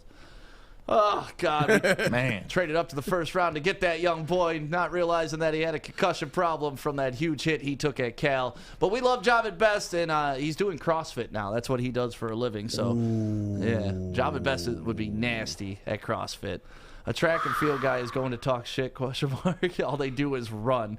And that's true. They don't have to catch. They don't have to get chased. They just run. But it's a skill, and it's been around pretty much since the beginning of time. So is that a sport? Track and field? Yeah, it's in the Olympics. Yeah. Would you classify it as actual sport? Yes, it's track and field. To me, it's just I give it up to anyone that can take on something like that, because I remember in high school and even younger, you look at like track and field, like how is that what gets you excited to go out there and run? No hate, but it's just a sport to me is something that you could go out there and have some fun and have a team effort. What's more fun than being able to say I smoked your ass? I know, but just running.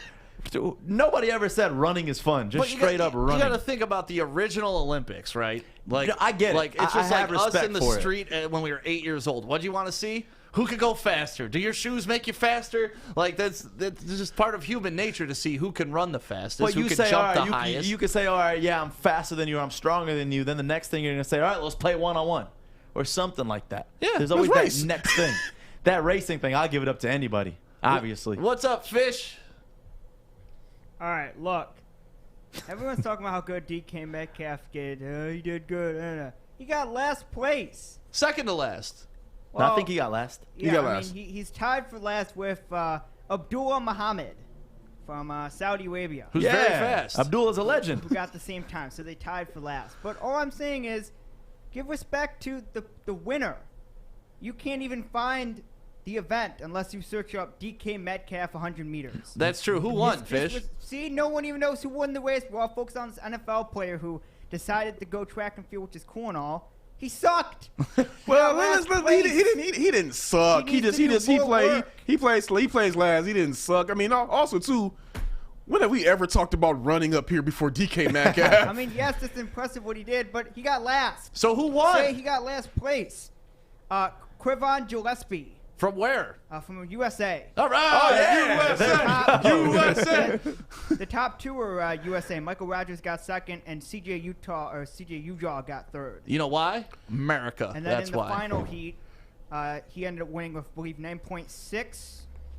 Let's see what time. Are you fast, Fish? Yeah, he got 9.96 in the final. Yeah, he's fast. 9.96? Yeah, he got 9.96 in the final, but the heat we saw the show of it was 10.11. So, Fish, you seem like this kind of bothers you. I cannot run that race, but I don't run.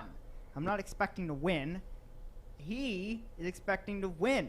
So does it bother you that he's getting a lot of the publicity when all these other track and field guys aren't? Yeah. He got publicity because he's a football player, and he switched over the track. And yeah, but now he brought nationwide publicity, so all these runners are getting the spotlight, so they're at least on that ESPN clip. And also, too, outside of, Usain Bolt running, nobody's really cared about running in the past couple of, Olympics. Usain Bolt, he's been the face, so I think with DK Metcalf, I don't think DK Metcalf was going to win, but it was just interesting to see, like, hey, how fast, how does he measure up against, guys who train this way for a living? Yeah, I missed the Carl Lewis, Justin Gatlin era of Olympic running, where they were running in gold cleats and stuff, and like putting fire extinguishers out on them because they were so hot. There used to be a lot of great runners. Now it's some good ones. So who won the race again? I already forgot. Usually or whatever. That shows you're not very... CJ. Quivon Gillespie. Quivon Gillespie. So congratulations to him. And he's known in America as a pretty good athlete. Oh, yeah. But all I'm saying is, give him his spotlight. He deserves something, but just a headline.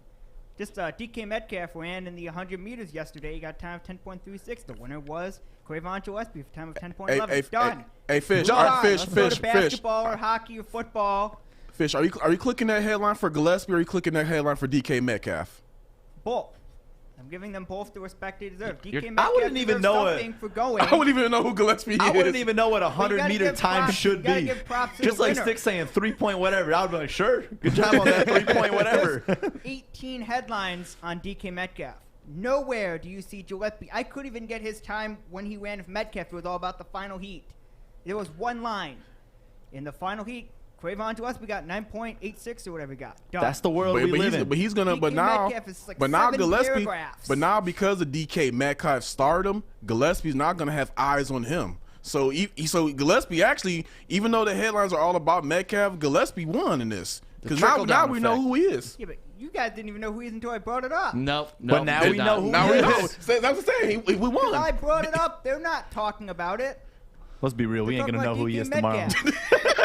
I already forgot again. So you got to give him What too was his much name props again, to Metcalf. Quavon Gillespie. Krayshawn, what? Quavon Gillespie. Krayshawn. Yeah, Quavon Gillespie. Fish, I can tell you're a purist and you want those guys to get their love, right? Because it's almost Olympic time, and it's time we start paying attention to these I guys. mean, again, I respect what he did, but, you know, let's be honest, he got last. Yeah, that's true. So, just saying. So congratulations on DK Metcalf. If you're not first, you're last. Incredible.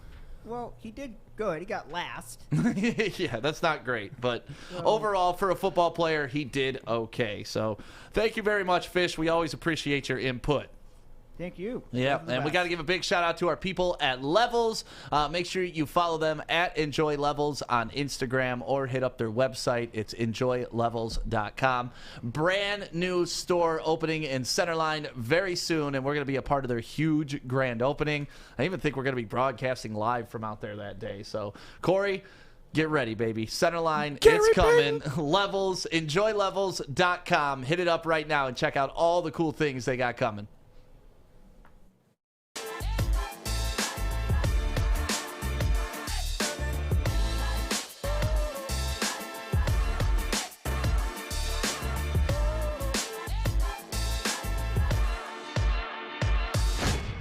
Good morning, everyone. Extra, extra, read all about it. Let's get into Joey's news. Let's go. Detroit Pistons fall to 20-49 on the season. Yay. That sucks. But we're a part of this rebuild. And the rebuild isn't looking so bad when you look at our rookies. Killian Hayes dropping 21 points, 7 rebounds, and 8 assists. Beautiful shot on that one right there. Sadiq Bey, 20 points, 7 rebounds. Beef Stew, Isaiah Stewart, 19.7 rebounds and 3 assists. So altogether, when you look at our rookies right now, can't be mad about it, especially Killian Hayes. Starting to finally pan out a little bit as to what the scouts and Troy Weaver saw. So I'm happy about this. Yeah, I think we all are on this panel, Yeah. especially I can speak for myself. You know, I was a Halliburton guy going in, but the more I've watched Killian play, and I just love the smoothness of his game and how fluid he is. And honestly, once he puts on some weight and gets bigger and isn't being able to be bullied by defenders, he's going to be a problem in this league, like a major problem. I think the biggest hurdle for him right now, and we're starting to see him turn that curve, is the confidence. And I think that NBA speed kind of like caught him off guard because, I mean, they look like they probably play a little bit slow overseas, but now starting to put it together. Now I want to see what this sophomore season is going to look like. Really excited. Yeah, it's the speed that he's adjusting to and the size, man. Let's face it. He's going up against grown men, like with mortgages, with kids who've been in the league 10 With years. mortgages. Like, he's not doing that in Europe. Like, you're playing like 14-year-old boys in Europe when you're in those professional leagues. Yeah, granted, they do have the old season vets, but those aren't like the cream of the crop guys that you're going up against. So Killian had an adjustment to make. Looks like he made it pretty good this year. Ooh, And it's I just can't wait to see what that offseason training is going to look like. He's going to beef up, you think? I'm going to predict he'll put on maybe about a good 10, 15. Yeah, as long as he works on his balance and his core strength. That's what I'm worried about with Killian, because a couple times, like, defenders come up and just knocked him off the ball. Yeah. And that can't happen. If we stop that from happening and people start bumping him and going backwards, now we're on to something. Mm-hmm. One thing I didn't mention was 7 turnovers also on that game. So the play decisions, and it's gonna be the confidence. When he gets that confidence out there, he'll be smarter and have better ball control. I'm cool. I'm cool with the rookie having 7 turnovers as opposed to them vets, Blake Griffin, who was having 5 turnovers in 1 minute. Yeah, and shooting 9 3-pointers and a half. Minus that one game though. That He one hit game. him That in the one first game. half. I freaking hate seeing I have no hate towards Derrick Rose because I always respect his game. Right. But he's freaking balling out next level too right now. Yeah, well, It hurts. as you It noticed, hurts. Blake Griffin isn't someone we mentioned as we wish they would have had their whole career here. They did not get any love in that conversation. No, not at all. Nor should he. One guy that I want to see the rest of his career here in Detroit, even if he doesn't play well on the football field because I love his personality, but I know he's going to do well, is running back Jamal Williams, who we just took from the Packers. This is what he had to say on the Detroit Lions this upcoming season and his thoughts. Dancing. I'm telling you, it's about to be real. So look at the Detroit Lions so different this year because we ain't coming to play. I'm letting you know that right now. It's a whole different set. Whatever you think about the Detroit Lions before or whatever, it's different this year. So we about to come with straight fire. We coming with flame. We coming with that Naruto mindset. We coming with nothing but wins. You know what I mean? We coming to play. I can't wait. I can't wait. I can't wait. We can't wait either, Jamal. I love We can't wait. I love when he just gets to like the Nato. He kind of fit. You know what? I'm seeing a common theme with the Lions. They have a bunch of characters and personalities now. Before the the Lions got players. Now they have personality, and these guys have it's fitting that this culture. Like, okay, I'm curious. I'm excited to see now these guys take the field, and if that character translates into some great performances, they rallying around each other, something special. You know, we know they're going to possibly be pretty bad, but who knows? Maybe the culture shift might change. So I was watching the 30 for 30 on the U over the weekend. You guys ever see that? Which one? The U. Oh, that's one of the best ones. Yeah, and you know, like their locker room was just a shit show, and like what, like you know, they said like that was their call to action. That's what I'm envisioning the Detroit Lions locker room being like coming into this year. It's just a bunch of dudes that are there to kick ass and have fun playing football, and they're gonna have songs, they're gonna be dancing like. Dan Campbell and Jamal Williams going off. Yeah, just, you know, what? Like, that's how I envision the energy of this team coming through this year. Will that translate into wins? That is yet to be seen. And if it doesn't, how long will they keep up the what? Oh, good attitude stuff. But for right here, right now, I love the attitude that they have. They're winning the offseason. They just got to go ahead and win everything else. Yep. Yeah, I'm drinking the Kool-Aid, that's for sure. Steph Curry, though, on the opposite side, was a little bit quiet when asked his thoughts on the potential Warriors versus Lakers play-in tournament matchup. I think the league might enjoy Lakers-Warriors 7-8 in the play-in.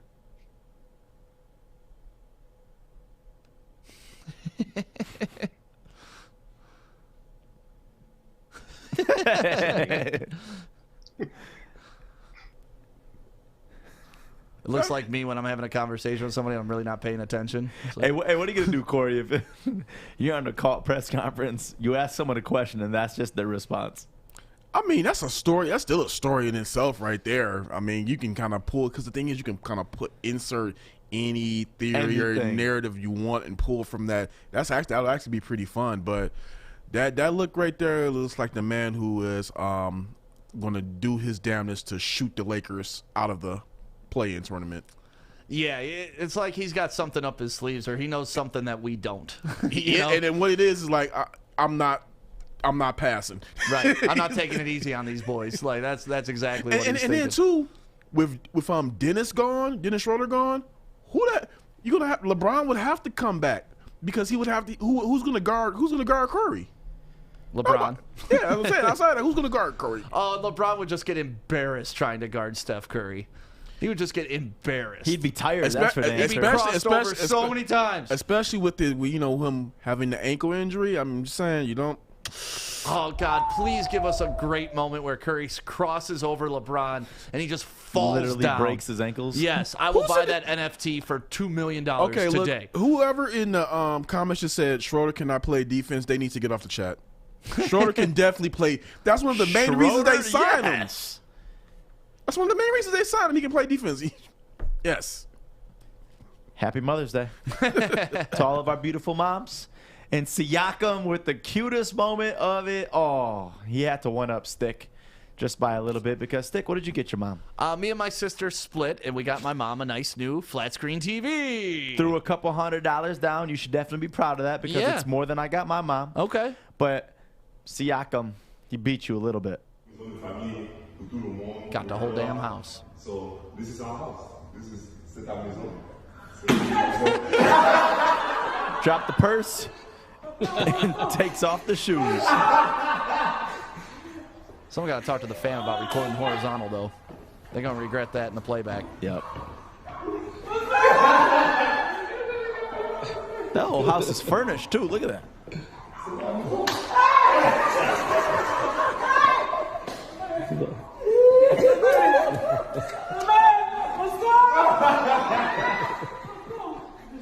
The best is when you don't even know what they're saying.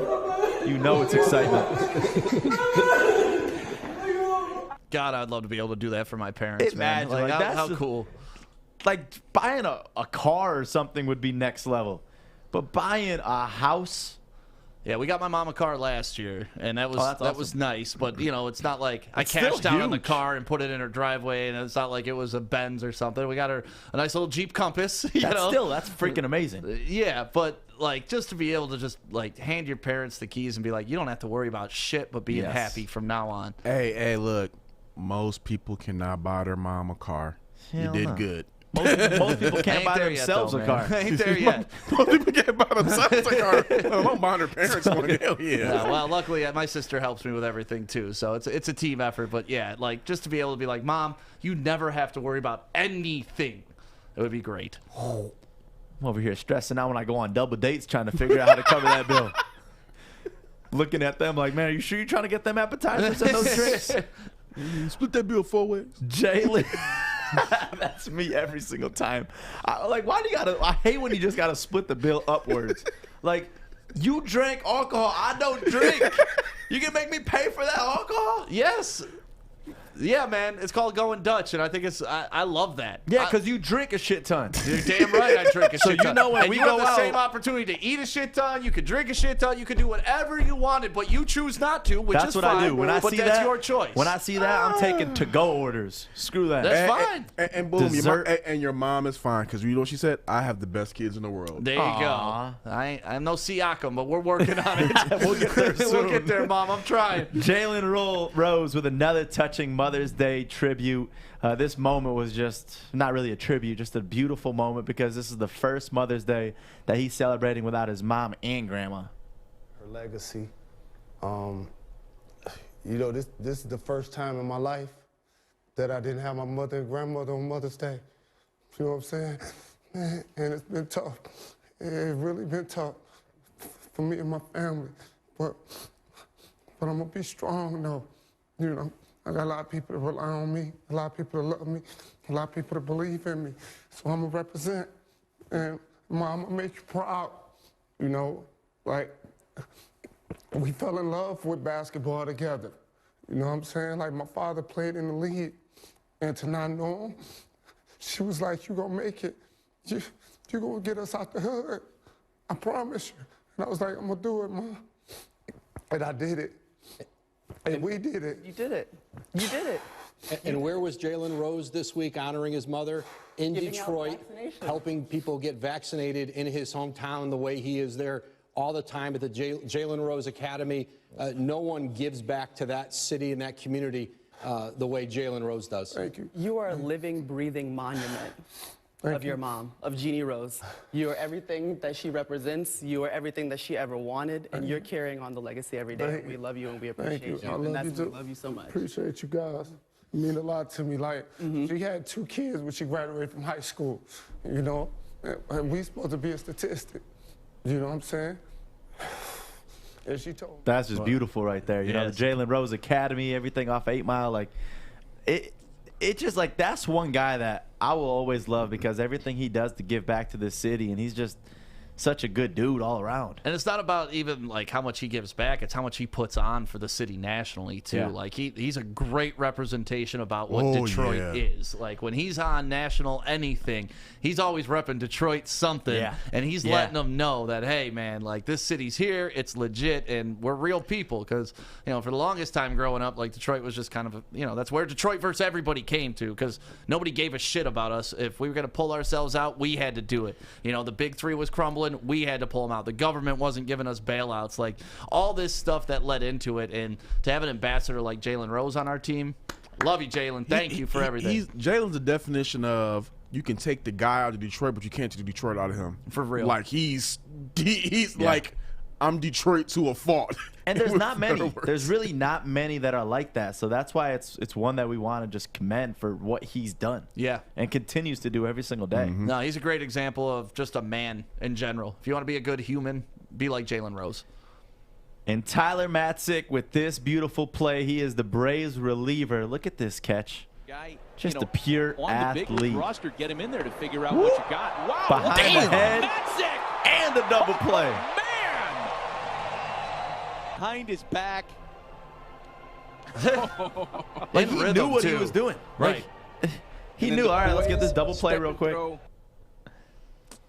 going to do that? You going to do that in the softball Thursday? Yeah, I'll try. I play first base, so. That's cold. That was cold. Just imagine being able to pull a move like that. And now we got to give a quick little shout out to this 8-year-old. Brady Howells is his name. And he's a local kid. Plays for the AU South Farmington Blues. You see him right there. Against the Michigan Blues. You think Tyler Matzik was good on that play? Look what he pulled off. Love these little kids out there. He's the pitcher, right? Yeah. Diving stop by the pitcher, Off throws the from his rear, ground. and a scoop by the first baseman for the out. I mean, Little League baseball like that doesn't happen. That's pure, man. That's so pure. It's just pure talents right there. I love playing baseball when I was a kid, man. It's cool to see the South Farmington Blues still around. Like, they used to have a really good team when I was young. Really? And their jerseys were so badass. They looked like the Blues, the hockey team, the Blues uniforms. Yeah, the St. Louis Blues. It were amazing uniforms. That's awesome. And a quick local story today at 3 o'clock. There is going to be a press conference, and Detroit Police Chief James Craig is expected to announce his retirement. This guy has been giving it his all for about 8 years, since 2013, but he is not done servicing this state because he plans, the rumor is, will be running against Governor Whitmer to take over governor. So this is going to be interesting.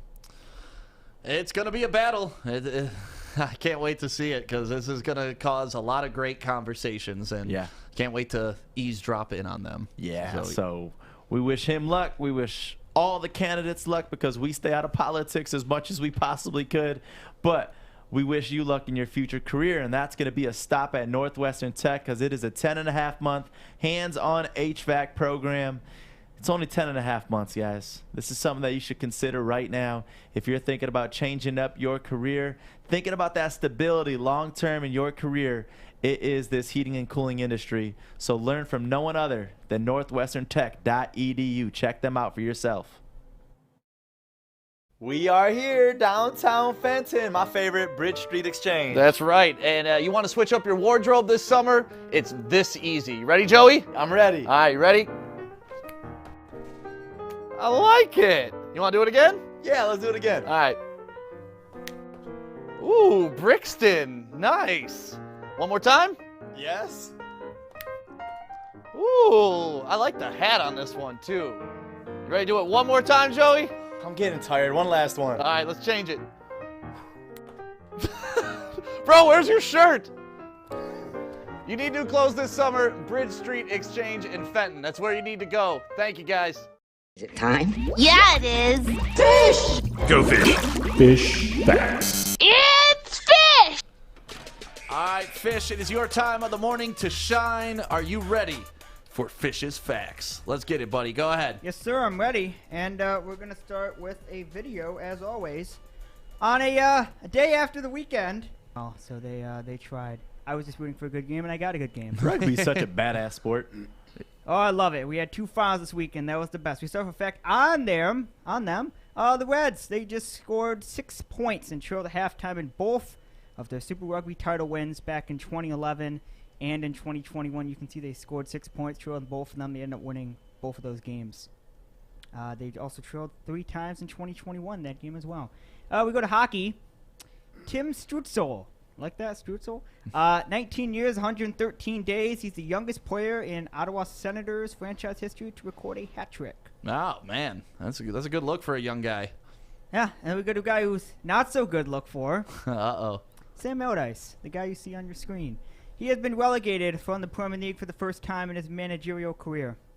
They booted him? Their team got booted. Yeah. They lost yesterday, and mathematically they cannot get enough points to stay up. So you can see the teams he managed for, and that's a fun fact because all those teams were not very good. Most of those teams, he actually got them out of relegation. And we go to 1-1 bad team, 2-1 bad history of teams. Ohio State quarterbacks in the NFL. I found this stat yesterday. 64 seasons from all those Ohio State quarterbacks. 0 Pro Bowls. Shout out to Justin Fields for changing this. Let's see if Justin Fields can change this. There's an asterisk by it. Tom Tupo made 1 Pro Bowl after converting to a punter. So, so he had to convert to a punter to get there, but he made a Pro Bowl. That's the asterisk that you can see by them. Hey, that's skill too. So that means Justin Fields about to be a kicker. We go from football to basketball. Anthony Davis, as you guys talked about in your news, he did numbers yesterday. He got 42 points, 12 rebounds, 5 assists, 3 steals, 3 blocks, 15 and 17 free throw. He's the first Laker with a 40-10-5 3-3 game since Shaquille O'Neal in 2001. Shaq was a monster. Add a way to be a leader of the Lakers, Anthony Davis. They need you badly right now, too. Like I said, leader, interestingly. All right, we move to May 10th, today, 1967. Hank Aaron got a inside-the-park home run, his only one, versus the Phillies in Philadelphia. Nice. So, just a fun stat. He got 55 home runs. Yep. One of them was an inside the park. There you go. That you have to have speed for. Hammer and Hank, baby. And then we go to a Hall of Fame.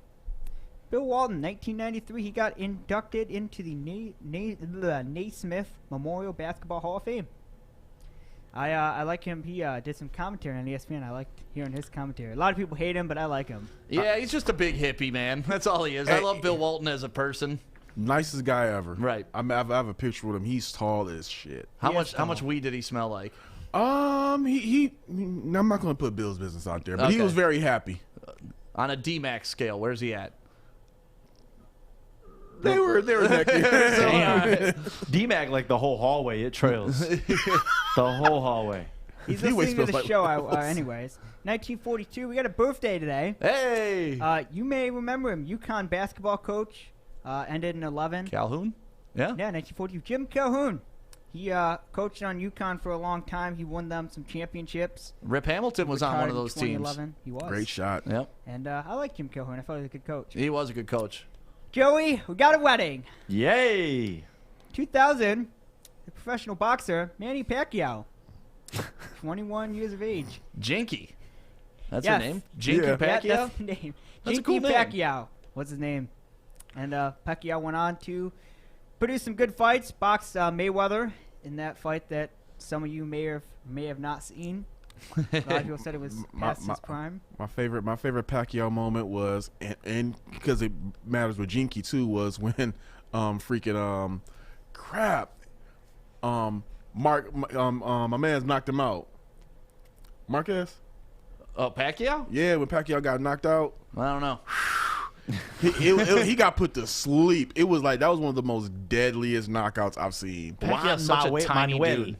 He's such a tiny dude, man. Those guys are such tiny boxers. All right, those are the facts.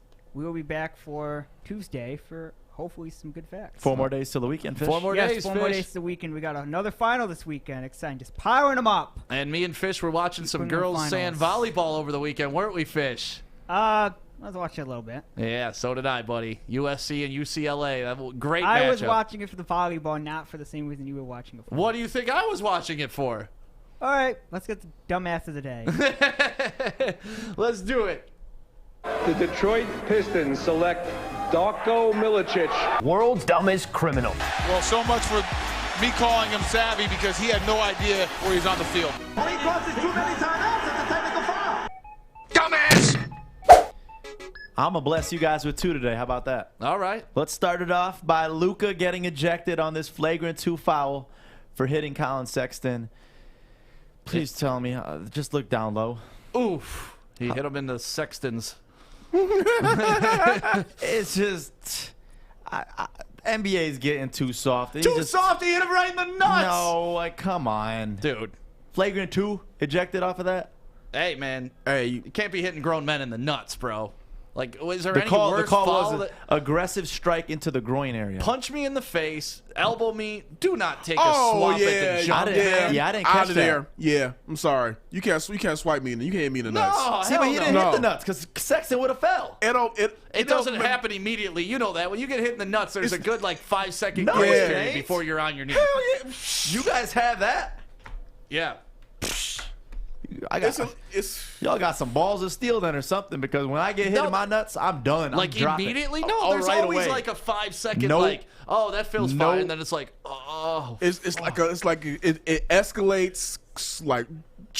Right. Man, you guys don't got. Do you know why? Do you know why your stomach hurts after you get kicked in the nuts? You guys want to have a little fun fact? It's a shock through your body. I don't know. Go ahead. Well, originally your testicles ascend from your stomach area, so that's why, and that's where your pain receptors for them are originally. So whenever you get kicked in the nuts, so it takes 5 seconds to travel. I don't know. It takes time for it to register for me. Like, I've been hitting the nuts, been like, oh, that's fine, and then literally 5 seconds later, I'm like, oh my god, this is the worst pain I've ever. I don't think he's really saying a whole 5 seconds. It's just a delay. It's a delay. Let's go to the audience. How about your nuts? Yeah. It's instant for you. Instant. Okay, Art's a delay. So I'm noticing the younger generation, the younger crowd in the studio has a quicker effect. Well, I don't get hit in my nuts a lot. I try to protect that area. My old balls take time to register. All right, well there you have it. There you have it. Sticker, you can punch Stick in his nuts. 5 seconds. I'll feel him next Tuesday. Oh shit! So that's the first one. The next one. Who let this idiot on Saturday Night Live, because he messed up my pockets, our pockets? Doge to the moon, no longer the thing. Elon Musk called the Doge father, doggy father, whatever the heck that word is, went on and basically said that it was a hustle. Dropped from 74 cents to 42 cents overnight. Hope you sold at 74. No, don't sell. Don't sell. Stay. Don't leave. Hold on to it. And I will not give you financial advice. Yes. Because I don't want to be responsible for you losing money. As somebody that sold a lot at 5 cents, do not sell your badge. Ride it out. Yeah, right now it is at 44. No, it's like 50s. It's at 49 right now. Is that 49? Okay. Yep. Well, thanks for waking up with the Morning Woodward Show this morning. Hopefully you guys have a great rest of the week. It's going to be absolutely beautiful weather-wise. Baligian and Bell is up next from 11 to 1. Make sure you listen to them. And then, of course, The Hook, which is live from 3 to 5. Thank you for everybody for participating in the comments, for calling in and being part of the show today. Make sure if you're watching on YouTube right now, you hit that subscribe, share on Facebook, and retweet on Twitter. Have a great day. Enjoy your Monday.